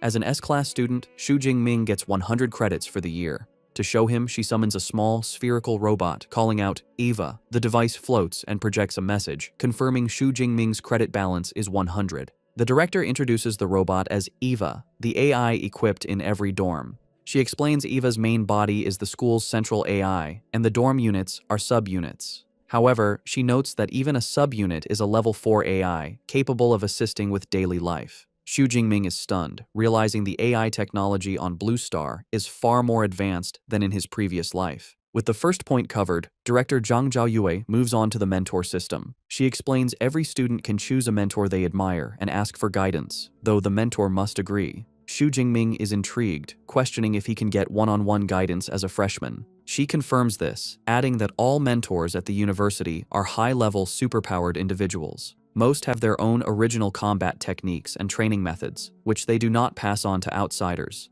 These secret techniques can only be learned after becoming their official disciple. Given Xu Jingming's abilities, she informs him the university has 4 mentors who specialize in the lightning element. Her top recommendation is Yang Zhentian, the dean of the Weaponry Academy. At her command, Eva projects a profile of the dean. It reveals Yang Zhentian is a 52-year-old, Tier 7 high-rank superpowered individual with an A-rank lightning superpower. He is a master of various weapons, especially the spear, earning him the title Thunder Spear. The profile also notes he once fought an 8th-tier demonic whale for 3 days and nights before killing it alone. The director also provides information on the other 3 potential mentors, but tells Xu Jingming the final choice is his. After reviewing the options, a confident smile spreads across Xu Jingming's face. He notes Dean Yang Zhentian is not only a lightning user, but also a spear specialist, concluding he is the best choice for his mentor. Having made his choice, Xu Jingming heads to the mentor's residential area, a serene compound of traditional buildings in a lush forest. As he arrives at the grand gate of Dean Yang Zhentian's residence, he thinks that a mentor's home is far more high class than the student villas. Before he can proceed, a young man with brown hair, leaning against a stone lion, asks if Xu Jingming is also there to seek mentorship. The young man looks surprised when he realizes Xu Jingming is still an awakened, guessing he must be a specially recruited student. After Xu Jingming confirms this, the other student remarks that in previous years, special recruits were typically mid to high-rank Tier 1 individuals. The student introduces himself as Tan Mingyang, a junior from the Weaponry Academy. Xu Jingming introduces himself as a freshman who just registered. Tan seems impressed, commenting that Xu Jingming is quick to seek mentorship. He explains that most freshmen only learn about this after the freshman competition, which interests Xu Jingming. Tan explains that the freshman competition is a university tradition held a few days after registration. All teachers watch, and students who perform well are sought after by academies, with some even being chosen directly by mentors. He clarifies that while it's not impossible for a special recruit like Xu Jingming to seek mentorship early, trying to become the dean's disciple right after enrolling is as difficult as winning the lottery. Xu Jingming politely thanks him for the explanation and asks if Tan is also there to seek mentorship from Teacher Yang. With a sigh, Tan confirms this, revealing he has made several trips over the past 6 months but has always been turned away. He was about to give up, but decided to try one last time. Just as he finishes speaking, the large doors open, and a middle-aged man, likely a butler, appears, startling Tan. The butler's expression softens as he greets them and informs them that Teacher Yang is waiting inside, inviting them to follow him. Tan is taken aback by the warm reception, wondering if the fact that the dean is waiting inside means he might finally have a chance. The butler leads them into a room where they are brought before 2 men. Xu Jingming immediately feels an incredibly powerful presence from the older man, who has a commanding posture, a full gray beard, and sharp eyes. He recognizes him as the dean of the Weaponry Academy, Yang Zhentian. A younger man with long hair stands beside him. Dean Yang Zhentian addresses Xu Jingming directly, stating that he must be the one Director Zhang Zhaoyu told him about. Ignoring Tan completely, he tells Xu Jingming to follow him to the training room. In a traditional training room filled with weapons, Dean Yang Zhentian tells Xu Jingming that he has seen his martial arts exam video. He praises his combat skills and marksmanship. However, before deciding, the dean insists on seeing his S-rank ability, the Purple Heaven Divine Thunder, with his own eyes. Xu Jingming calmly agrees. As the dean observes, Xu Jingming channels his power, and arcs of purple lightning crackle around his arms. He then unleashes a massive, violent burst of purple and white energy that fills the room, the raw power crackling with immense force. Dean Yang Gentian is visibly impressed, a grin on his face as he recognizes the S-rank ability. He mentally compares it to his own A-rank ability, acknowledging that the gap between A-rank and S-rank power is impossible to bridge. He sees immense potential in the student, thinking that if Xu Jingming hones his skills, his future could rival his own. With the demonstration done, the dean states that with Xu Jingming's potential, becoming his disciple is not an issue.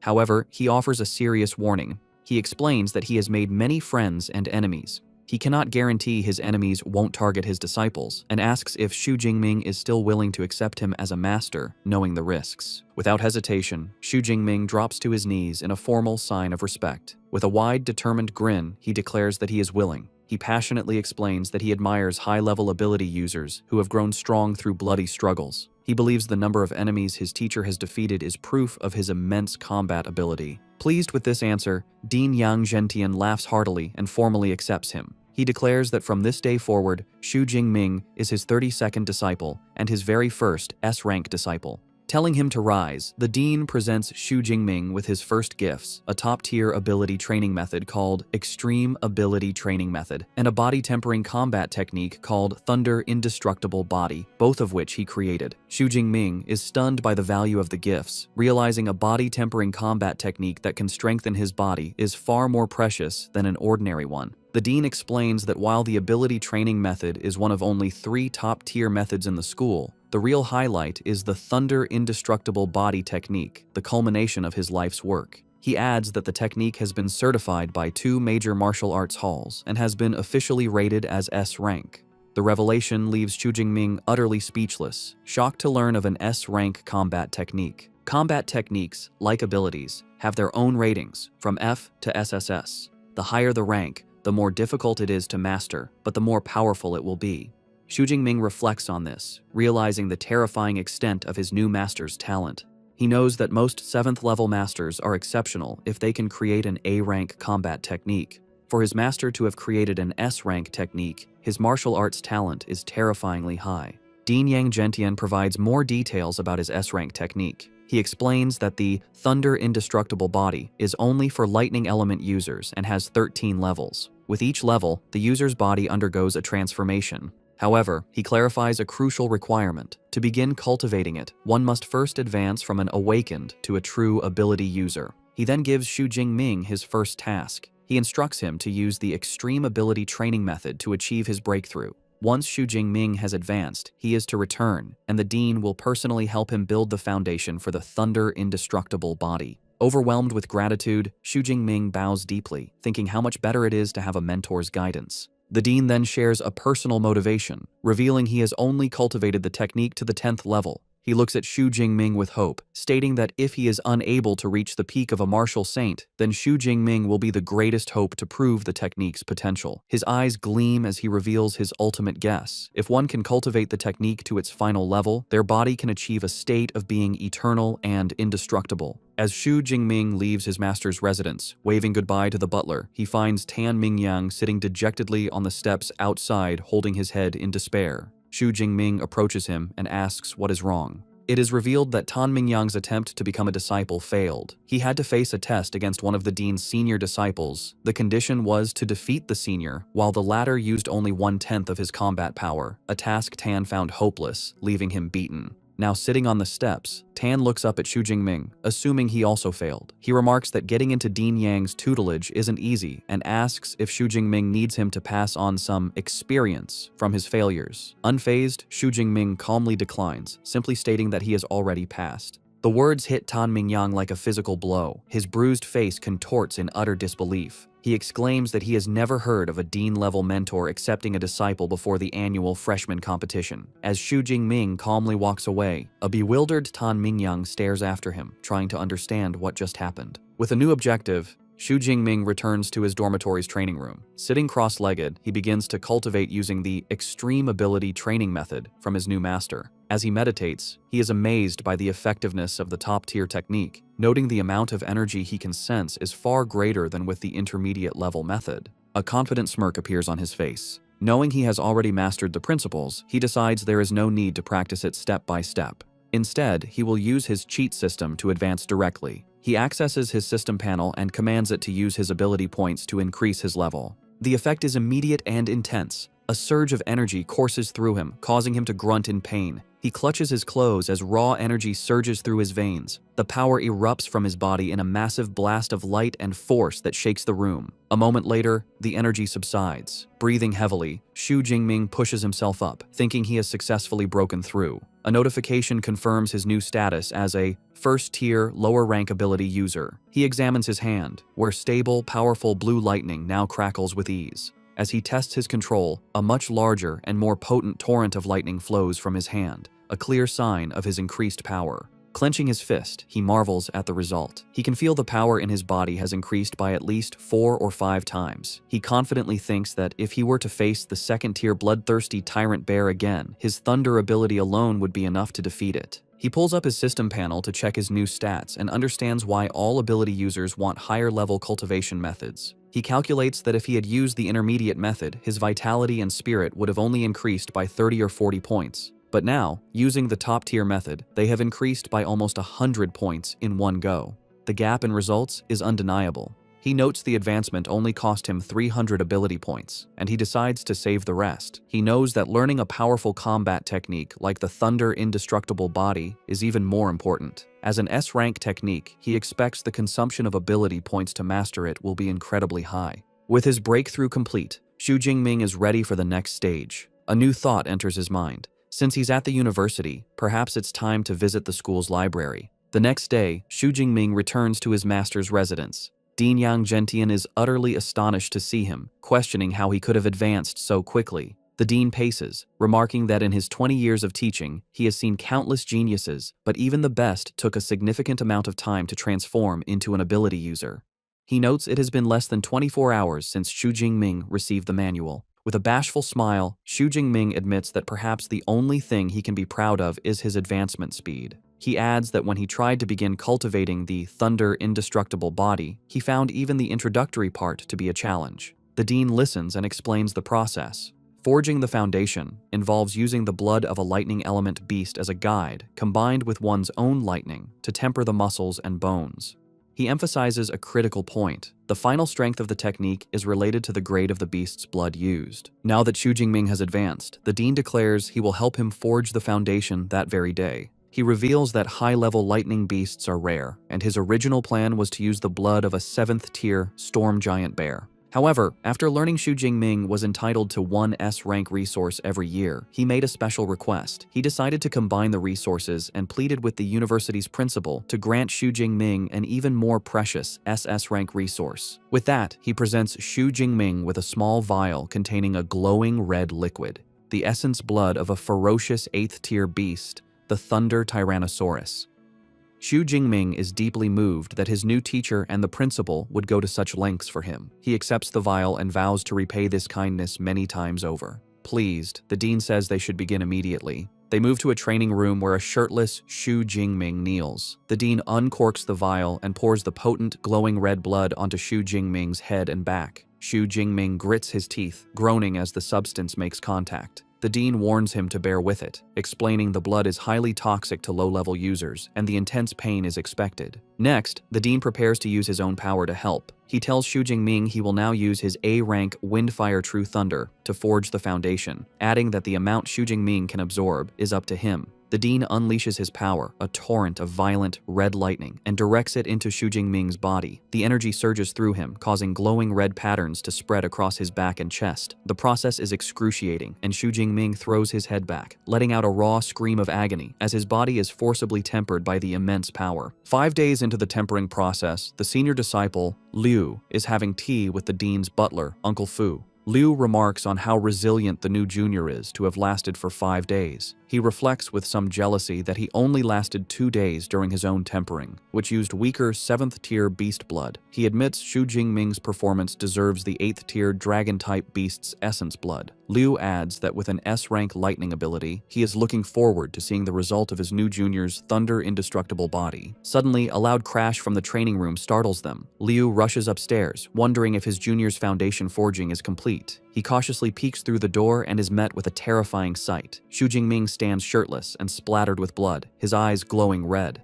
A chaotic aura of dark energy and blue lightning surrounds him, and he appears to have lost control, looking more like a beast than a human. Liu is frozen in fear, sensing a threatening aura from Xu Jingming like that of a top-tier ferocious beast, which makes him shudder. Lost in this primal state, Xu Jingming sees Liu in the doorway and lunges forward to attack. However, before he can strike, the commanding voice of Dean Yang Gentian roars, shouting for Jingming to wake up. The Dean's shout breaks through the bloodlust, and Xu Jingming halts his attack just inches from his senior. Covered in sweat, a dazed Xu Jingming asks his teacher what happened and why he felt an overwhelming urge to destroy things. The dean explains that the essence blood of the Thunder Tyrannosaurus likely influenced his mind. He points out that the beast is famous for its ferocity, and because Xu Jingming's absorption rate and compatibility were so high, he experienced this dangerous side effect. The dean reassures him, telling him not to worry. As long as he avoids intense emotional changes, he will be fine, and the side effects will gradually disappear as his strength increases.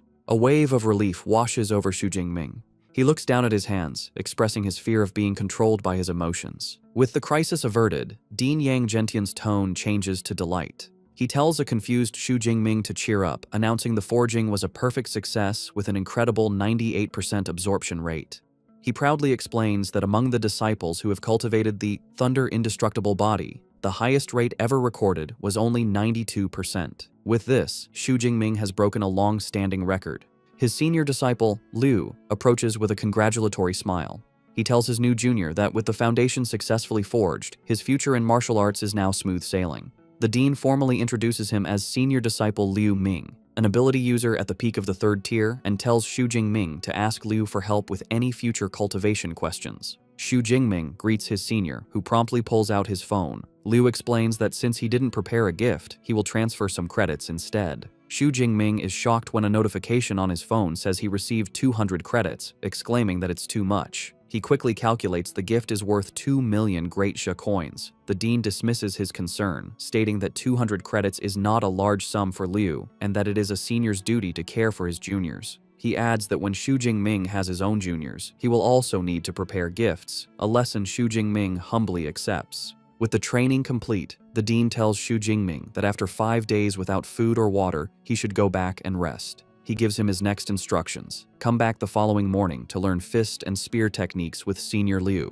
Xu Jingming gratefully thanks his teacher and leaves. Back at his luxurious villa, Xu Jingming finds a young man with spiky white hair and red eyes on the couch, focused on a video game. The young man turns, realizing he's not alone, and greets Xu Jingming, guessing he must be his new roommate. He introduces himself as Liu Wentao. When Xu Jingming introduces himself, Liu Wentao's eyes widen. He excitedly points and exclaims that he is the top scorer from Jiangnan province. When Xu Jingming asks how he knew, Liu Wentao proudly declares his nickname is Mr. Know-It-All, as he knows about most freshmen. He admits he didn't specifically look up Xu Jingming, but the stir he caused was so big he couldn't help but hear about him. He marvels that the legendary Dark Horse top scorer is his new roommate. Putting a friendly arm around his shoulder, he starts bombarding our boy with questions, asking if he is really from Zhangcheng, if he was truly just an awakened during the exam, and commenting that his ability does not look like it's only E rank. Despite the endless questions, Xu Jingming finds he likes the friendly chatterbox.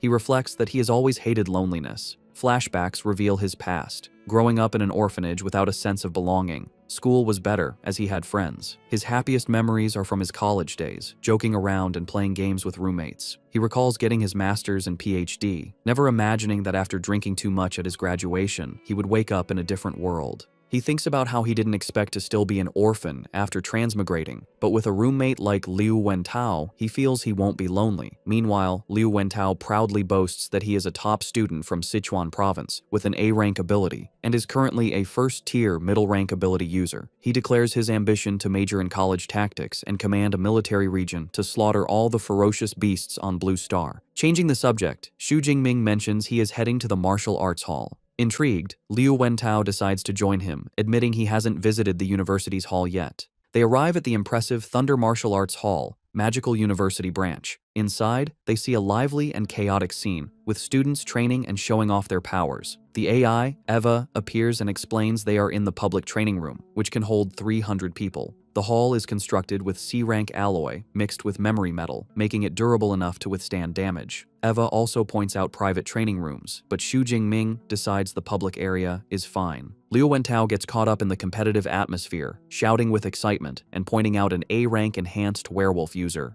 Xu Jingming dryly comments that his roommate isn't being quiet himself. Xu Jingming then asks Eva about the large numbered pillars in the center of the room. Eva explains they are punch power challenge boards. There are 5 leaderboards, one for each of the 5 tiers of ability users. She informs them that if they get into the top 3,000 on their boards, they will receive a 50 credit reward. Liu Wentao eagerly accepts the challenge, thinking it sounds easy. Eva clarifies there are just over 4,000 students in the university. Eager for the reward, Liu Wentao decides to try. Eva instructs him to swipe his student ID to start, adding the crucial rule that abilities and combat techniques are forbidden. Liu Wentao eagerly steps up to the pillar and swipes his student ID. The AI, Eva, announces his attempt. His activation draws the attention of older students, who mockingly note he is only a first-tier, middle-rank freshman. Feeling the pressure, a determined Liu Wentao resolves not to lose face. With a loud cry, he unleashes a powerful punch, striking the pillar with impressive force.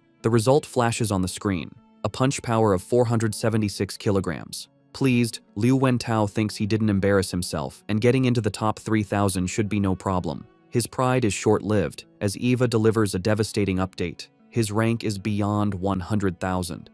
Liu Wentao is left in shock, screaming in disbelief and questioning how this is possible with only about 4,000 students at the university. Eva coldly clarifies the leaderboard tallies the scores of all students since the university's founding 100 years ago. The humiliating realization dawns on Liu Wentao. The crowd was waiting to see him make a fool of himself. The older students erupt in laughter, with one remarking how hilarious it is. As his roommate wallows in embarrassment, Xu Jingming offers some consolation, reminding him that as a spiritual element user, physical punch power isn't his strength. A grateful Liu Wentao encourages Xu Jingming to try, certain he will be stronger. Xu Jingming agrees, admitting he wanted to test his strength anyway. He swipes his ID, and Eva announces his challenge. The crowd's attention shifts to him, but they are even more dismissive, noting he seems weaker, at a first-tier, lower rank. They doubt his punch power will even reach 400 kilograms. However, one onlooker finds the name Xu Jingming strangely familiar. Meanwhile, Xu Jingming is confident. He reflects on his recent progress, advancing to a first-tier ability user and tempering his body for 5 days and nights to forge his new technique's foundation. A quick check of his system panel confirms his new stats, including an enhanced physique and the Thunder Indestructible Body First skill. He clenches his fist, eager to see what level his punch power has reached. With a surge of power, he throws a punch, and the impact creates a powerful shockwave that ripples through the air. The powerful shockwave from Xu Jingming's punch ripples through the air, stunning the crowd in the martial arts hall. A digital screen shows the incredible result, a fist power of 4,589 kilograms. This score not only puts him first on the leaderboard, but also shatters the long-standing record for first-tier ability users. The older students who had been mocking him are left in disbelief. One exclaims the record has been broken, while another questions how a lower-rank first-tier user could have such immense power. A third student grimly points out that a punch with that force could turn him into meat paste, finding it impossible to believe this is a freshman. 2 female students in the crowd are equally astonished. One comments that the top 1,000 on the leaderboard are figures who lead the era, wondering how exceptional the new #1 must be. Her friend adds the record had stood for over 10 years and feels she must record the historic moment. His roommate, Liu Wentao, is ecstatic, grabbing Xu Jingming and declaring he is truly his brother and will follow him from now on. A smiling Xu Jingming modestly tells him not to exaggerate. Looking at his fist, Xu Jingming inwardly reflects, pleased with the outcome. He concludes the Thunder Tyrannosaurus's essence blood is highly compatible with him, and the improvement in his strength was immediate. The AI, Eva, floats nearby and formally congratulates Xu Jingming for breaking the record, announcing a 400 credit reward has been issued to his account. A curious Xu Jingming asks if he can earn more credits by breaking the record again. Eva clarifies the reward is only for the first time, but he can challenge the other level pillars for new rewards. Xu Jingming looks up at the other 4 pillars for 2nd to 5th tier users and decides he will break those records later. Meanwhile, his roommate has become a hype man as a group of impressed female students gather around Liu Wentao, who points out his amazing roommate. The girls quickly swarm a bewildered Xu Jingming, with some offering to teach him how to use equipment and others trying to recruit him for their club. Overwhelmed, Xu Jingming is pulled away by Liu Wentao, who suggests they escape to a private training room. Elsewhere, at his master's residence, Dean Yang Gentian is enjoying tea.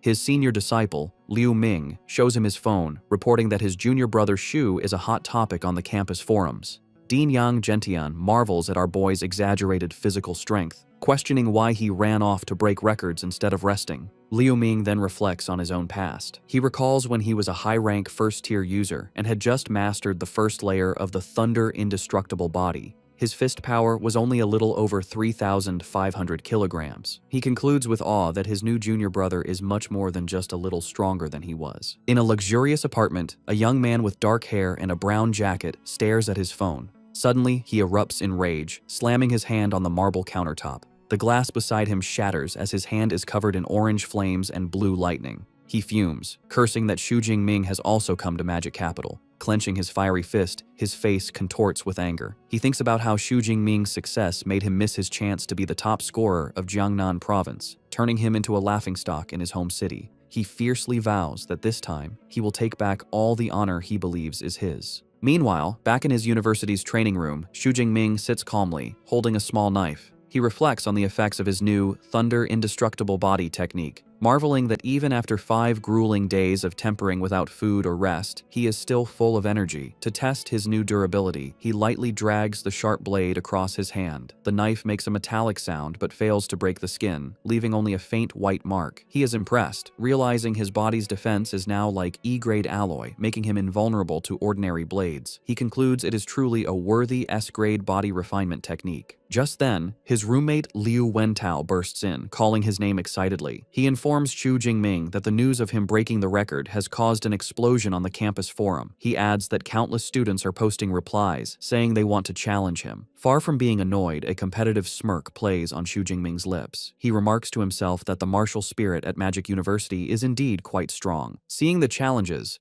a protective Liu Wentao holds up his phone and angrily offers to help his roommate by crushing the self-overestimating guys online.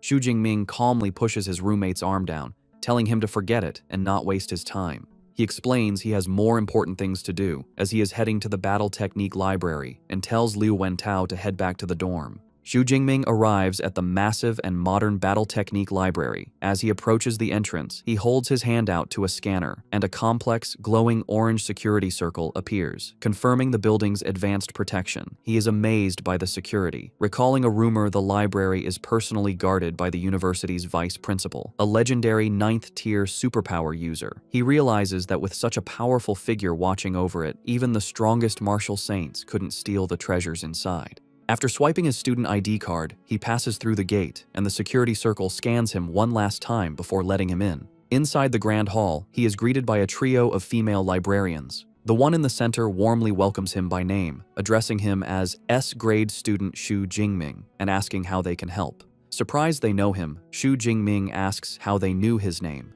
The librarian politely explains that students with S-grade authority, like him, are special and have access to all battle techniques. Their system automatically notified them when he scanned his ID. The librarian's thoughts reveal her true motivation. She understands that S-grade authority means his future is destined to be at least that of a Grandmaster level user. She makes a mental note to befriend him. Xu Jingming tells the librarian he is interested in lightning element superpower battle techniques and asks which floor he should go to. The librarian informs him that techniques of B grade and below are on the 2nd and 3rd floors, but the more precious ones are in a special reading room on the 4th floor. She adds that he can get in by swiping his card. She then personally leads him to the 4th floor, into an elegant private reading room. Inside, a small floating AI device hovers over a table. The AI explains that once he selects techniques online, the original secret manuals will be delivered to him. She kindly warns him to be careful when handling them. Left alone, Xu Jingming commands the AI to display all lightning element battle techniques of B grade and above.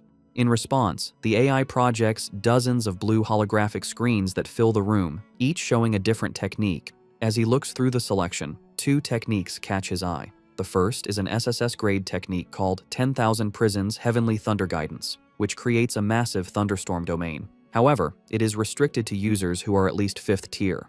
The second is an SS grade technique named Wrath of the Thunder God, which summons powerful thunder. This one is also restricted, requiring a user to be at least 4th tier. Xu Jingming is in awe of the quality of the techniques, seeing SS grade and even SSS grade options. He marvels at how rich the university's collection of secret manuals is and wonders if he can view them for free. His excitement fades as he realizes the cultivation of these powerful techniques has strict requirements. With his current status, he can only learn A-grade battle techniques for now. He sees countless A-grade options, noting that choosing would be incredibly difficult without his teacher's guidance. Fortunately, he came prepared.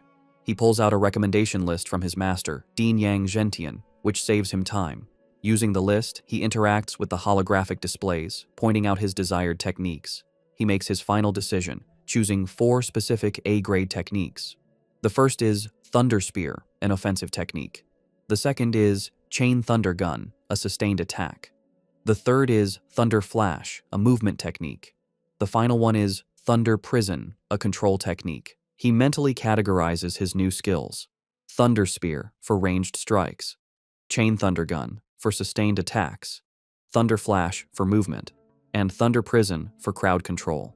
He confidently believes that with these 4 battle techniques and his S-rank Thunder Indestructible body, his combat style will have hardly any flaws. The AI, Eva, analyzes his selection, informing him the average time to learn each A-grade technique to an elementary level is 6 months. It recommends mixing in lower-level techniques for a more balanced approach. However, Xu Jingming confidently dismisses the advice. A short while later, the librarian returns, presenting him with the 4 physical manuals for his chosen techniques. As he reaches for them, Xu Jingming marvels at how luxurious they are. He reflects on their market value, knowing even C-grade secret manuals cost millions, making these 4 priceless A-grade originals an incredible treasure. As he opens the first manual, a golden light shines from its pages. He is struck by the profound artistic conception and powerful aura, realizing it is an experience a copy could never reproduce. He settles down and begins to study the manuals intently.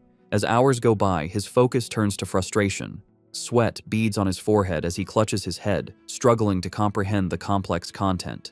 Despite the difficulty, he perseveres, turning page after page. After a long study period, he leans back, having finished all 4 manuals. He then calls out to his system, Deep Blue, and commands it to add points. The system responds instantly. 4 notifications appear, confirming 200 superpower points have been consumed for each technique, and all 4 have been successfully learned to the elementary level. He then pulls up his system panel to view his updated status. His new skills, Thunder Spear, Thunder Flash, A-grade Chain Thunder Gun, and Thunder Prison, are all listed at the elementary level. His body refinement technique, Thunder Indestructible Body, remains at the first layer, and his available superpower points have decreased to 1434. Standing up, Xu Jingming clenches his fist, a faint aura of power around him. Having acquired so many powerful battle techniques, he looks upward with a confident and predatory expression, wondering which lucky person will be the first to taste the power of his new arsenal. In their luxurious villa at night, Liu Wentao sits on the couch and tells Xu Jingming about a notification from Eva. The freshman assembly is the next day at Training Ground 1. He also mentions a new group chat for the freshmen and suggests Xu Jingming should join. Xu Jingming calmly agrees. Liu Wentao then asks what level of combat techniques Xu Jingming chose at the library. Xu Jingming casually replies that he picked up 4 A-rank combat techniques. This answer shocks Liu Wentao. He exclaims that learning 4 A-rank techniques would normally take a student until their sophomore or junior year. He concludes that his roommate doesn't take the usual route. Liu Wentao's curiosity grows. He realizes that to browse A-rank techniques, Xu Jingming must have A-rank permission. Xu Jingming corrects him, stating his permission level is S-rank. The revelation stuns Liu Wentao, who jumps to his feet.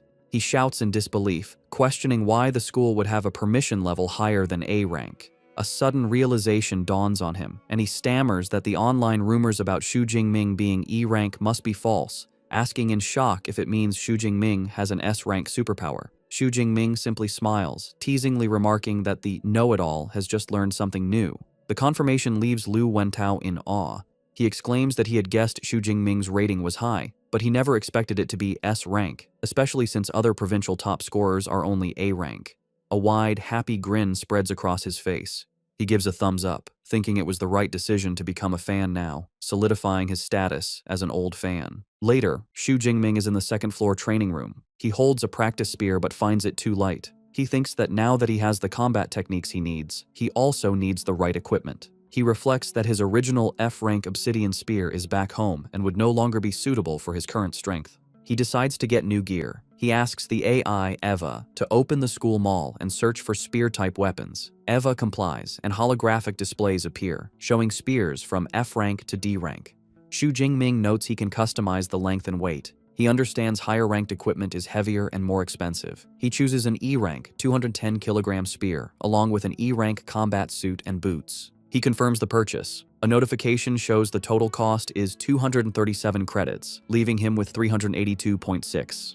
The purchase is confirmed for delivery the next day. He thinks with a bit of dismay how quickly his credits disappeared, shrinking by nearly half. With his new gear on the way, he grips the practice spear with a determined look. He knows he'll have to rely on this temporary weapon. With a confident smirk, he declares that tonight it will help him practice his 4 new A-rank combat techniques. The next day, the freshmen of Modu Superpower University gather for their assembly. As Xu Jingming arrives, he immediately draws the attention of the other students. Murmurs spread as they recognize him as the one who broke the school's punch power record. They also identify him as the Jiangnan province top scorer, marveling at his strength and handsome appearance. Before he can find a seat, he is confronted by a tall, imposing young man named Lei Zhou, who aggressively points and loudly issues a challenge. Onlookers immediately recognize him as the second-place scorer from Jiangnan province, who scored over 9,300. They gossip about his privileged background, noting both of his parents are powerful Tier 4 superpowered beings. They sympathetically remark that it's a shame no one remembers second place, making his unwillingness to accept his loss understandable. Despite the public challenge, Xu Jingming is unfazed. He calmly declines, stating he is not interested, a response that shocks his roommate Liu Wentao. Lei Zhou, however, smirks and tells him not to refuse so quickly. He then brings up a personal matter, recalling that Xu Jingming's aunt's family runs a business selling rare plants. Leaning in with a menacing grin, he reveals his family is his aunt's biggest customer, and she also owes them a large loan. He then delivers a thinly veiled threat, suggesting that if the payment isn't made on time, his aunt's family might find themselves in trouble. The threat instantly changes the atmosphere. Xu Jingming's expression turns cold as a fierce, dark blue aura erupts from his body. He quietly asks if Lei Zhou is threatening him. The sheer pressure of his aura physically forces a startled Lei Zhou to step back. Sweating and shaken, Lei Zhou struggles to comprehend the fierce, beast-like presence. He quickly backpedals, stammering that it wasn't a threat, just a heads up. Having made his point, Xu Jingming's aura subsides. He calmly asks for the time and place for their duel. Regaining his composure, Lei Zhou declares the fight will be in 7 days, at noon, on Broadcast Platform 3. Xu Jingming accepts, warning his new rival not to regret his decision. The confrontation creates a buzz of excitement among the watching students, who eagerly anticipate the upcoming battle. Shortly after, the assembly officially begins. An older, gray-bearded university official takes the stage. He welcomes them to the freshman assembly, clarifying it is a session to answer questions about the university's systems. However, he announces the first thing he wants to introduce is the school's combat power ranking. He explains students will use a virtual dive pod for holographic combat simulations, and their ranking will be determined by the number of levels they can pass. He encourages everyone to try their best, emphasizing the rewards are very generous. After the hour-long meeting, aboard Xu Jingming lets out a large yawn. He thinks the only interesting part was the virtual dive pod, which he should try sometime. For now, his priority for the next few days is to continue his daily training with his senior, Liu Ming, and his mentor. For 7 days, Xu Jingming dedicates himself to intense training under his senior Liu Ming and his master, Dean Yang Gentian. After the week of training, Liu Ming approaches Xu Jingming with astonishment. He notes his junior brother has already advanced to the mid-level of the first tier and asks how it happened so quickly. Xu Jingming simply smiles and says it was just luck. However, his inner thoughts reveal the truth. He had deliberately waited a few days before using his system to level up, which made the advancement cost only 380 superpower points. He muses that if he had leveled up any faster, he probably would have scared his senior silly. Changing the subject, Liu Ming remembers the duel and asks if Xu Jingming has a match scheduled for noon.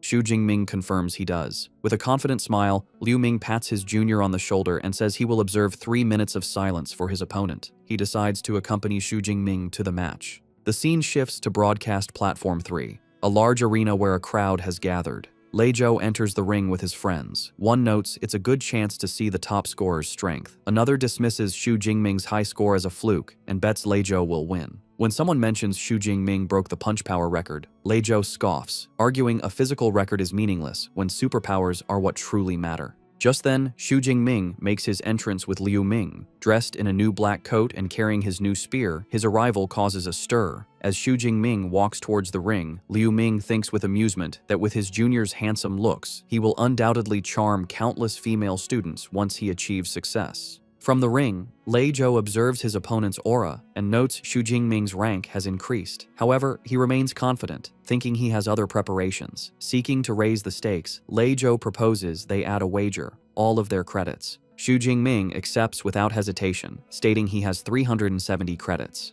Impressed, Lei Zhou says he will cover any shortfall in his own credits with cash. He proposes they both transfer their credits to the account of Old Master Zhou, a neutral third party. The teacher presiding over the match is a woman with blonde hair tied in a ponytail, called Zhou Yun, a powerful Tier 6, mid-level healing-type superpowered being. As he completes the credit transfer, Xu Jingming notes the presence of the high-tier healer, Teacher Zhou Yun. He understands battles between superpowered beings are dangerous and realizes the school has taken precautions to prevent deaths. He agrees to the terms. The crowd buzzes with excitement as the massive wager, worth 3.7 million in currency, is confirmed. Teacher Zhou Yun steps forward to officiate. She confirms she has received the credits and instructs them to prepare. She lays out the rules. If one person admits defeat or loses consciousness, the other is forbidden from continuing the attack. Both Xu Jingming and Lei Zhou calmly acknowledge they understand. The two opponents face each other. Xu Jingming stands ready with his spear, while Lei Zhou draws his sword. With grim determination, Lei Zhou unleashes his A-rank fire ability, Dense Pine Industry Fire. A vortex of intense orange flames erupts around him as he declares he will take back all the honor Xu Jingming made him lose.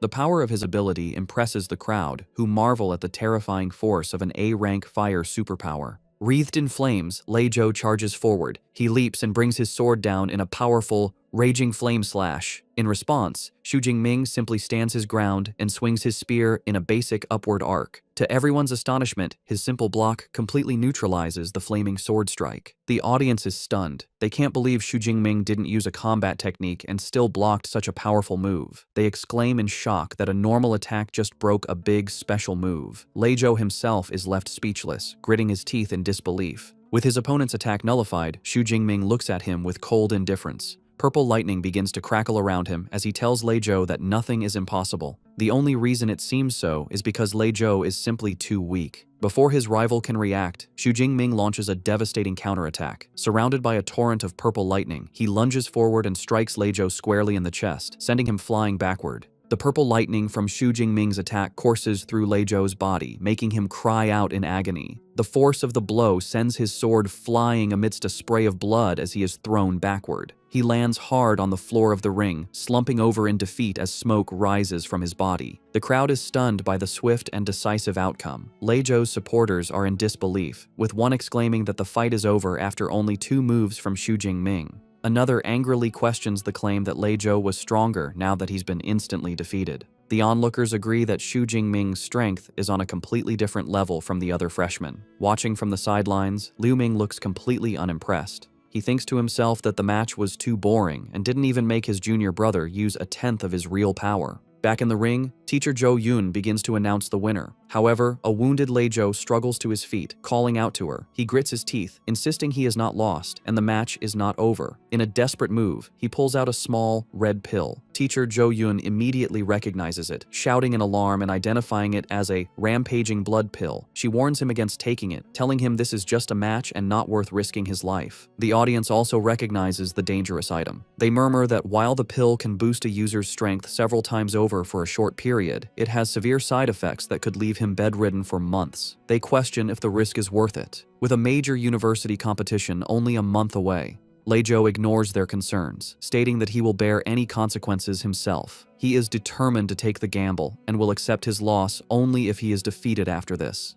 In the crowd, some students, including Liu Wentao, protest, asking if using a performance-enhancing drug is allowed. Teacher Zhou Yun addresses the complaints, clarifying that since this is an unofficial battle, there are no strict rules. She explains that weapons, combat suits, and drugs are all considered permissible resources. As she speaks, Lei Zhou swallows the pill. She finishes by stating that if Xu Jingming had a similar pill, he would also be allowed to use it. As the pill takes effect, Lei Zhou's body erupts in an even more intense fire aura. His eyes begin to glow with a menacing orange light as he roars with newfound power. Teacher Zhou Yun watches with a worried expression, noting the pill is high grade and has boosted Lei Zhou's power to the lower level of the second tier. She concludes that Xu Jingming is now in serious trouble. Faced with his opponent's desperate power-up, Xu Jingming's own battle intent surges, becoming even more potent as a torrent of purple lightning erupts around him. From the sidelines, teacher Zhou Yun observes this with approval, thinking that Xu Jingming's fighting spirit is becoming even more vigorous and that he has the mindset of a great general. Gripping his spear, a confident smile plays on Xu Jingming's lips. He thinks to himself that finally, the fight is no longer like an adult beating up a child. He takes a single step forward, and the lightning around his combat boots shatters the floor of the ring. He then charges at his opponent with blinding speed. Lei Zhou is shocked by his incredible velocity. The two fighters clash in the center of the ring, their superpowered attacks meeting with explosive force.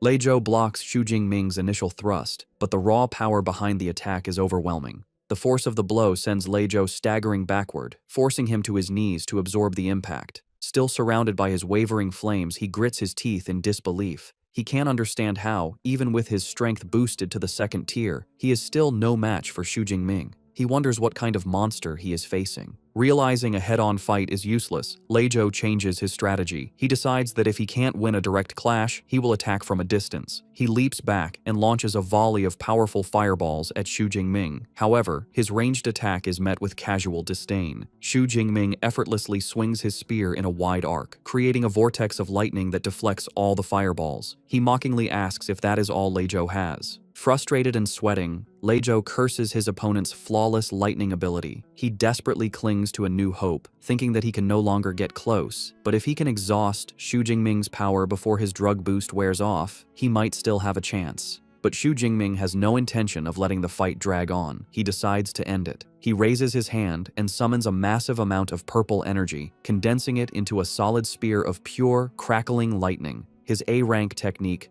Thunder Spear. He hurls the condensed energy weapon at his opponent. The spear flies through the air and slams directly into Lei Zhou's shoulder, piercing his defenses. Stumbling back in shock and pain, clutching his wound, Lei Zhou has a horrifying realization. His opponent also has a devastating long-range attack. Before Lei Zhou can recover, Xu Jingming follows up with another technique. A powerful sphere of lightning materializes above Lei Zhou, and torrents of purple energy rain down, electrocuting him. Stunned and in pain, he looks up, wondering what new battle technique this is. With a cold expression, Xu Jingming points forward and declares the name of his A-rank control skill, Thunder Prison. A cage of crackling purple lightning forms around Lei Zhou, trapping him completely. He curses, realizing he is caught in a restriction-type technique. In a desperate move, he summons his remaining power to create a flame barrier, a swirling vortex of fire around his body. Trapped but defiant, he taunts Xu Jingming, declaring that if he can't get out, then Xu Jingming can't get in, challenging him to a battle of attrition. Xu Jingming, however, is unfazed. He looks at the fiery defense with disdain, thinking the flame barrier looks weak and wondering how many of his attacks it could withstand. Instead of a battle of wills, he leaps high into the air, easily clearing the flame barrier and positioning himself directly above his trapped opponent.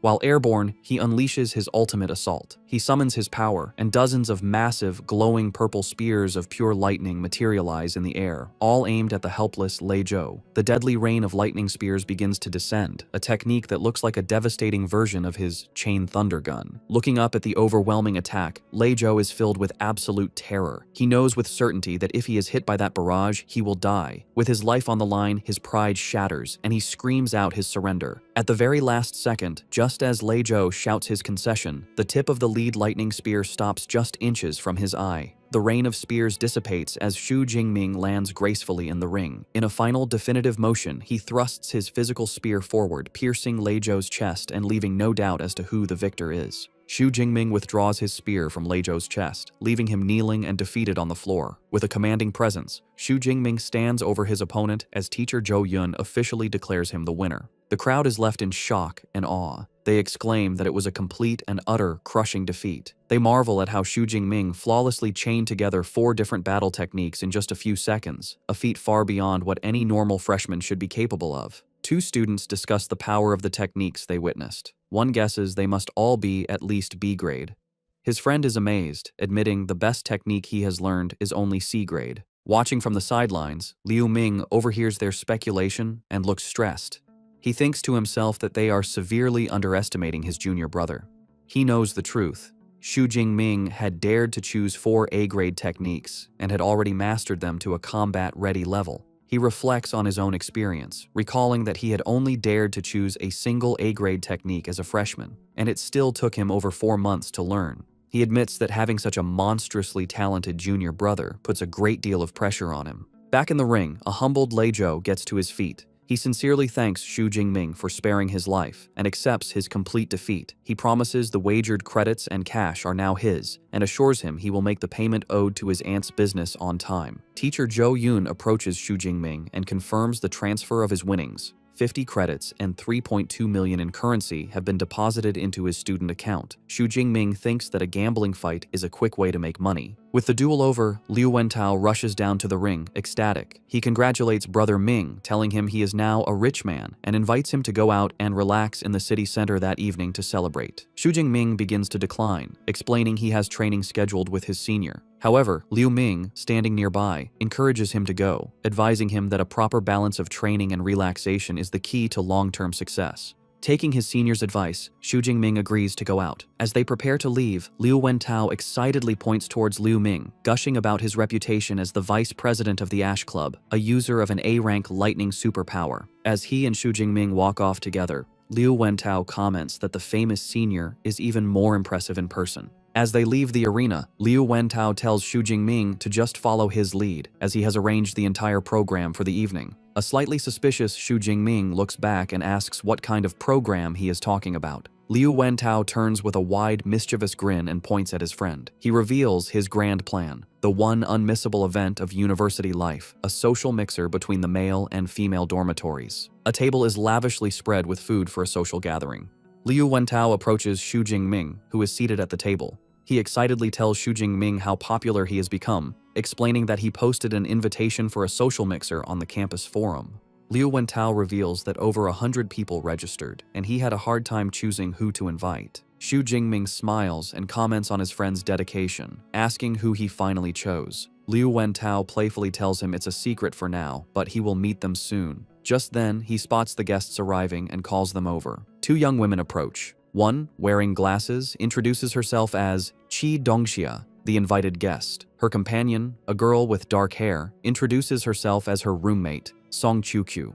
Liu Wentao proudly introduces them to Xu Jingming, highlighting their abilities. He explains that Qi Dongxia has an A-rank beast-type ability, while Song Qiuqiu is a high-level first-tier user with an A-rank light element ability, and was also the top scorer in her province. Xu Jingming politely introduces himself. Upon hearing his name, Song Qiuqiu's expression shifts to one of surprise. She immediately asks Xu Jingming if he would be interested in a sparring match, telling him he can pick the time and place. Her friend, Qi Dongxia, calls her a battle maniac for trying to set up a fight right after meeting, reminding her they were there to socialize. Song Qiuqiu admits that her main reason for coming was the chance to spar with Xu Jingming. Xu Jingming steps in to smooth things over, inviting them to sit down. Liu Wentao clarifies that the plan is just to have fun, eat, and go shopping together. The group spends the evening at the bustling Huaihai commercial street. Song Qiuqiu looks up at the towering skyscrapers, in awe of how magnificent the city is. As they walk, Qi Dongxia admires the clothes in a window, while Xu Jingming notices the wide array of high-end equipment for superpowered individuals, including A-rank weapons. He observes a display of blades and elixirs, thinking this commercial center offers a far greater selection of gear than his hometown of Jiangcheng. Their outing continues as they enjoy some street food together. Later, they browse a clothing boutique. As the girls shop, Xu Jingming offers to hold Song Qiuqiu's shopping bag, and their hands briefly touch as he takes it. Afterward, Xu Jingming watches as the 2 girls walk ahead, looking at a jewelry display. By the end of the evening, Xu Jingming is holding many shopping bags, surprised they spent several million in just a few hours. Liu Wentao remarks that despite Song Qiuqiu's simple style, she is quite a wealthy young woman. When Xu Jingming seems curious, Liu Wentao leans in to explain that her family background is also incredibly powerful. Just then, Qi Dongxia cheerfully calls out to them to help carry one final bag, while Song Qiuqiu thinks it is probably time to head back. The night ends with Xu Jingming and Liu Wentao walking the girls back to their impressive villa. Song Chiu-chiu tells the boys that they had a lot of fun. Both Xu Jingming and Liu Wentao wave goodbye as the girls head towards their home. However, before leaving, Song Chiu-chiu stops and faces Xu Jingming with a serious expression. She tells him she was serious earlier and promises that one day she will formally challenge him to a sparring match. Her determined declaration surprises Xu Jingming for a moment, but he quickly recovers, a confident smile on his face as he accepts her challenge, saying he is looking forward to it. Song Chiu-chiu seems pleased before turning to go inside. Once inside, Chi Dongxia begins to tease her friend. She remarks that she has never seen Song Chiu-chiu show a pleasant expression to any boy since they started university, with Xu Jingming as the only exception. She happily concludes it was a great idea to bring her. Song Chiu-chiu explains the reason for her usual coldness. She reveals her A-rank light element ability lets her perceive the inner thoughts of others, so she is constantly exposed to the impure thoughts of the boys around her. However, she says Xu Jingming is different. Her ability revealed he only holds a sense of appreciation with no impure intentions. She concludes thoughtfully that he is special.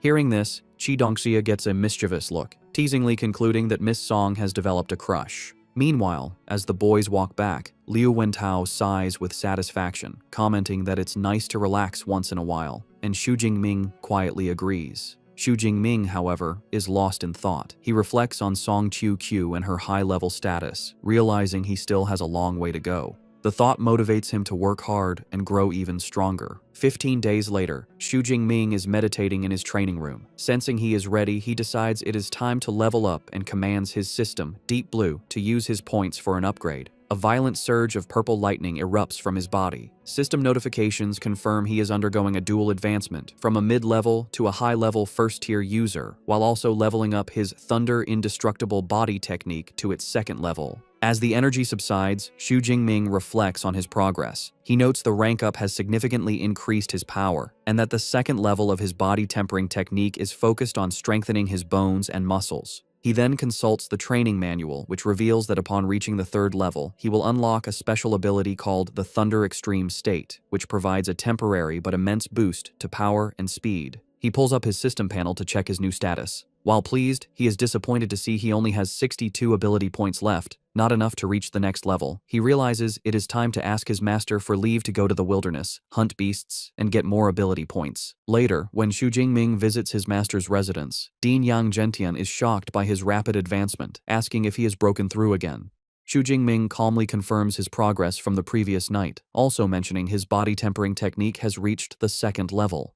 The dean is inwardly amazed, thinking his student speaks of difficult breakthroughs as if they were simple. He concludes that with an S-rank ability and such hard training, there is nothing Xu Jingming cannot achieve. His senior disciple, Liu Ming, remarks that his junior brother is a monster, recalling it took him half a year to make the same advancement. Dean Gentian tells Xu Jingming that leveling up is important, but he must not neglect combat training. To test his new strength, the dean suggests a sparring match against his senior, Liu Ming, which Xu Jingming eagerly accepts. In the training room, Liu Ming says he will suppress his own power to that of a low-level second-tier user, instructing Xu Jingming to fight with full strength. After a countdown, the match begins. Both warriors leap forward, and their spears meet in the center with a powerful clash, erupting in a brilliant explosion of purple and green energy. The force of their clash leaves Liu Ming surprised. He thinks to himself that his junior brother's power is incredibly strong, almost on par with his own, even with his power suppressed. Xu Jingming, covered in purple lightning, feels a thrill of excitement. He realizes that for the first time since getting his system, he is facing an opponent of equal strength.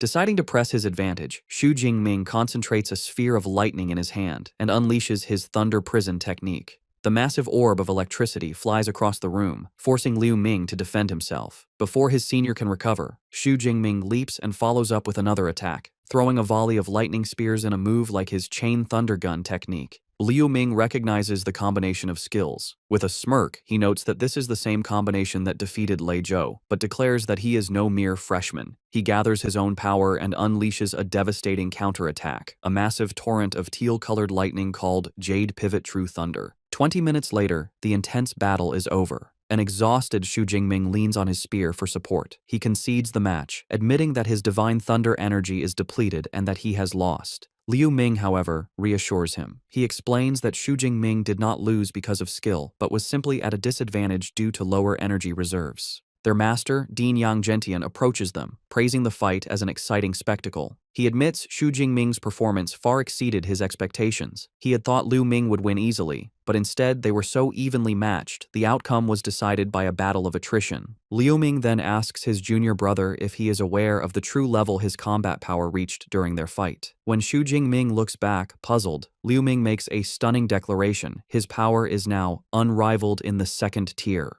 The weight of this new assessment leaves Xu Jingming looking thoughtful and determined. After the intense sparring session, Dean Yang Gentian announces that the training is over and tells everyone to rest. The butler, Uncle Fu, brings over a tray of spirit fruits, explaining they are perfect for recovering after training. Seizing the moment, Xu Jingming approaches his master with a request. He reveals his intention. He is preparing to leave the university to go on a trip to the wilderness. The dean is taken aback and asks how long he plans to be gone. Xu Jingming explains he intends to stay for over a month, planning to return just before the freshman competition. The long duration of the trip clearly worries his master. With a stern expression, the dean warns him that the wilderness is far more dangerous than the exam grounds. He explains there is no army protection, and beasts roam without predictable patterns, making it easy to encounter a high-level creature. He emphasizes the dangers of staying for over a month are immense. However, seeing his disciple's determination, the dean relents. He decides that if Xu Jingming is set on going, he will not stop him. He places a firm hand on his student's shoulder, giving him one piece of advice: if a situation ever looks bad, he must flee without hesitation. The dean explains that the path to becoming powerful is filled with life and death crises, and since his disciple is so ambitious, he will not stand in his way. Xu Jingming bows his head in gratitude, thanking his master for his understanding. The dean then asks which wilderness area he plans to visit. As Xu Jingming takes a spirit fruit from Liu Ming, he replies that he is heading to the wilderness near Yuanshui City. This news seems to relieve the dean, who notes the area is next to Magic Capital, and the beasts there only go up to tier 4 or 5, making it a relatively safer choice. He tells Xu Jingming that he will have Liu Ming share some valuable experience with him later, an offer Xu Jingming accepts. As a final gesture of support, the dean explains that since he cannot offer much help while he is away, he will at least provide him with a suitable weapon. A glowing ring on his finger begins to shine with a bright teal light, and he takes Xu Jingming's hand, preparing to give him his gift. Back in his dorm room, Xu Jingming sits on his bed, his new spear and a packed bag beside him. He asks the AI, Eva, to open the university's mission system. As holographic screens appear, he recalls the advice his senior disciple, Liu Ming, gave him. Before leaving for the wilderness, it is a good idea to accept some missions to earn extra credits. He looks through the list, noting the variety of tasks available, such as collecting beast materials, gathering rare herbs, and capturing fugitives. The rewards vary by difficulty, with C and D rank missions offering modest credits, while S and A rank missions offer much more. Xu Jingming observes that all the high-reward missions involve combat, remarking to himself that this must be the training model of Modu University, pushing its students into dangerous situations to grow stronger. He remembers a saying, that the most outstanding students are not found on campus but out in the world. With this in mind, he selects 1 A rank and 3 B rank missions for his trip. With his preparations complete, Xu Jingming puts on his new combat attire, slings his backpack over his shoulder, and prepares to leave. As Eva wishes him good luck, he thinks to himself that there is no time to waste and he must set out immediately. His journey takes him to the Yuanshui City Supply Base, a bustling town in a mountainous region that serves as a forward base for those venturing into the wilderness. The streets are filled with adventurers trying to recruit members for their beast hunting teams. Xu Jingming arrives, taking in the lively atmosphere with satisfaction, thinking that he has finally made it. He walks through the streets and enters a grand building that serves as a registration hall for adventurers. The hall is filled with other armed individuals. A woman in an elegant red dress who works as a receptionist greets him warmly and asks how she can assist him. Xu Jingming states his purpose, explaining he wants to register as an adventurer. He holds up his identification, knowing that to enter the wilderness, one must first register for a nationally recognized adventurer identity. The receptionist takes Xu Jingming's university ID and is impressed that he is a student from Modu Superpower University. She remarks that it is rare to see a first-tier user like him venturing into the wilderness so soon. She informs him it will take a little while to process his registration and suggests he rest in the hall while he waits. As Xu Jingming waits, he walks through the hall, observing the other adventurers. Suddenly, a commotion erupts near the entrance. A group of men exclaim in excitement as a newcomer arrives. They recognize her as the goddess Jiang Chuxuan, commenting on her beauty and powerful aura, noting that such a presence is expected from a student of Modu University. The center of attention is a stylish woman with long white hair and sunglasses, who walks through the hall with confidence, followed by two large bodyguards and a cameraman. She is Zhang Chuchuan, a second-year student from Modu Superpower University. The onlookers gossip, speculating she must be there to film new material for her online videos. They praise her content and marvel at her popularity, with one man stating she has at least 10 million fans. Another corrects him, claiming she has over 15 million followers and passionately declares he would trade 10 years of his life to be her boyfriend. From a distance, Xu Jingming observes the scene. He recognizes she is a fellow student and internally notes her beauty is on par with Song Chukyu's. His observation is interrupted when the receptionist calls him over. She hands him his new adventurer card and a satellite smartwatch, explaining the watch has a map of the wilderness detailing beast activity and danger levels. Xu Jingming thanks her. As he turns to leave, a shady-looking man stops him. The man guesses this is Xu Jingming's first trip into the wilderness and warns him it is dangerous to go unprepared, offering to sell him some essential elixirs. Intrigued, Xu Jingming asks about the price. The man eagerly opens his coat to reveal hidden pills, offering first-grade healing elixirs for 20,000 and antidote elixirs for 15,000. He also mentions he has more potent second-grade versions, though they are more expensive. Xu Jingming casually remarks that the prices don't seem that high. The merchant laughs, pleased, and boasts that he is well known for selling cheap and effective elixirs. However, Xu Jingming's expression turns sharp. He internally notes, something is wrong. He knows a standard first-grade elixir should cost at least 30 or 40,000. The man's low prices can only mean one thing. He is a scammer targeting inexperienced newcomers. Instead of being intimidated, Xu Jingming calmly asks how many elixirs the man wants, then immediately calls out his scam, asking how many other newcomers he has cheated. The merchant, realizing he's caught, drops his friendly act. He aggressively gets in Xu Jingming's face, asking if he was toying with him from the start. Xu Jingming remains unfazed, simply asking what he thinks. The merchant's face twists into a menacing grin. He declares that Xu Jingming is the first person to dare provoke him within the supply base. However, before things can escalate, a young woman with short, dark hair intervenes, shouting at the merchant. She calls him by his name, Zhao Chunlin, and accuses him of scamming new adventurers again. The woman walks towards them. Annoyed, Zhao Chunlin mutters that Xu Jingming is lucky this time. Before leaving, he leans in and delivers a sinister threat, warning Xu Jingming not to leave the supply base for the next few days, or he will regret it. As Zhao Chunlin stalks away, the other adventurers gossip. They comment that the newcomer is in trouble for being targeted by Zhao Chunlin and that he provoked the wrong person. One adventurer notes that Zhao Chunlin is rumored to be a mid-level second-tier user, making him too powerful for a high-level first-tier user like Xu Jingming. The woman who intervened approaches Xu Jingming and warns him that Zhao Chunlin is vengeful, advising him to stay inside the base. Xu Jingming thanks her but asks why a known scammer isn't dealt with by the authorities. She explains Zhao Chunlin has powerful connections, which is why no one interferes. She advises Xu Jingming to buy his supplies from official channels and gives him one last warning not to leave. As she walks away, Xu Jingming watches her go, thinking she is a kind-hearted person. Putting the encounter out of his mind, Xu Jingming refocuses. He decides to first purchase all the supplies he will need for the month, making a mental list of healing elixirs, antidote elixirs, and other necessities. Having finished his business, Xu Jingming approaches an official counter to purchase his supplies.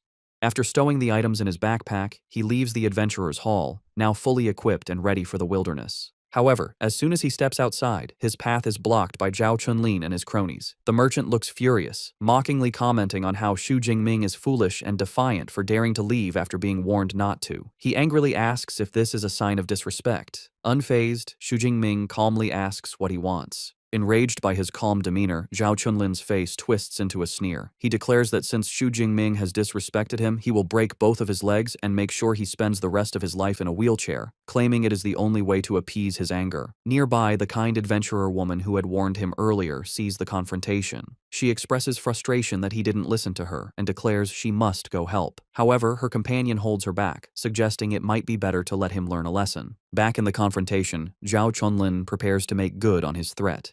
Dark energy swirls around his arm as he activates his ability. He boasts about his C-rank metallic skin superpower, claiming that when combined with his D-rank combat suit, Xu Jingming won't even be able to scratch him. He then gives his ultimatum. Unless Xu Jingming pays him 1 million and kneels in apology, he will be crippled. Xu Jingming's reaction is instant. A faint crackle of purple lightning comes from his body as he utters a single contemptuous word, shameless. The sudden surge of his energy startles Zhao Chunlin, his eyes widening in shock. Before Zhao Chunlin or his cronies can react, Xu Jingming disappears in a flash of purple lightning, reappearing behind the merchant and striking him down with a single devastating blow.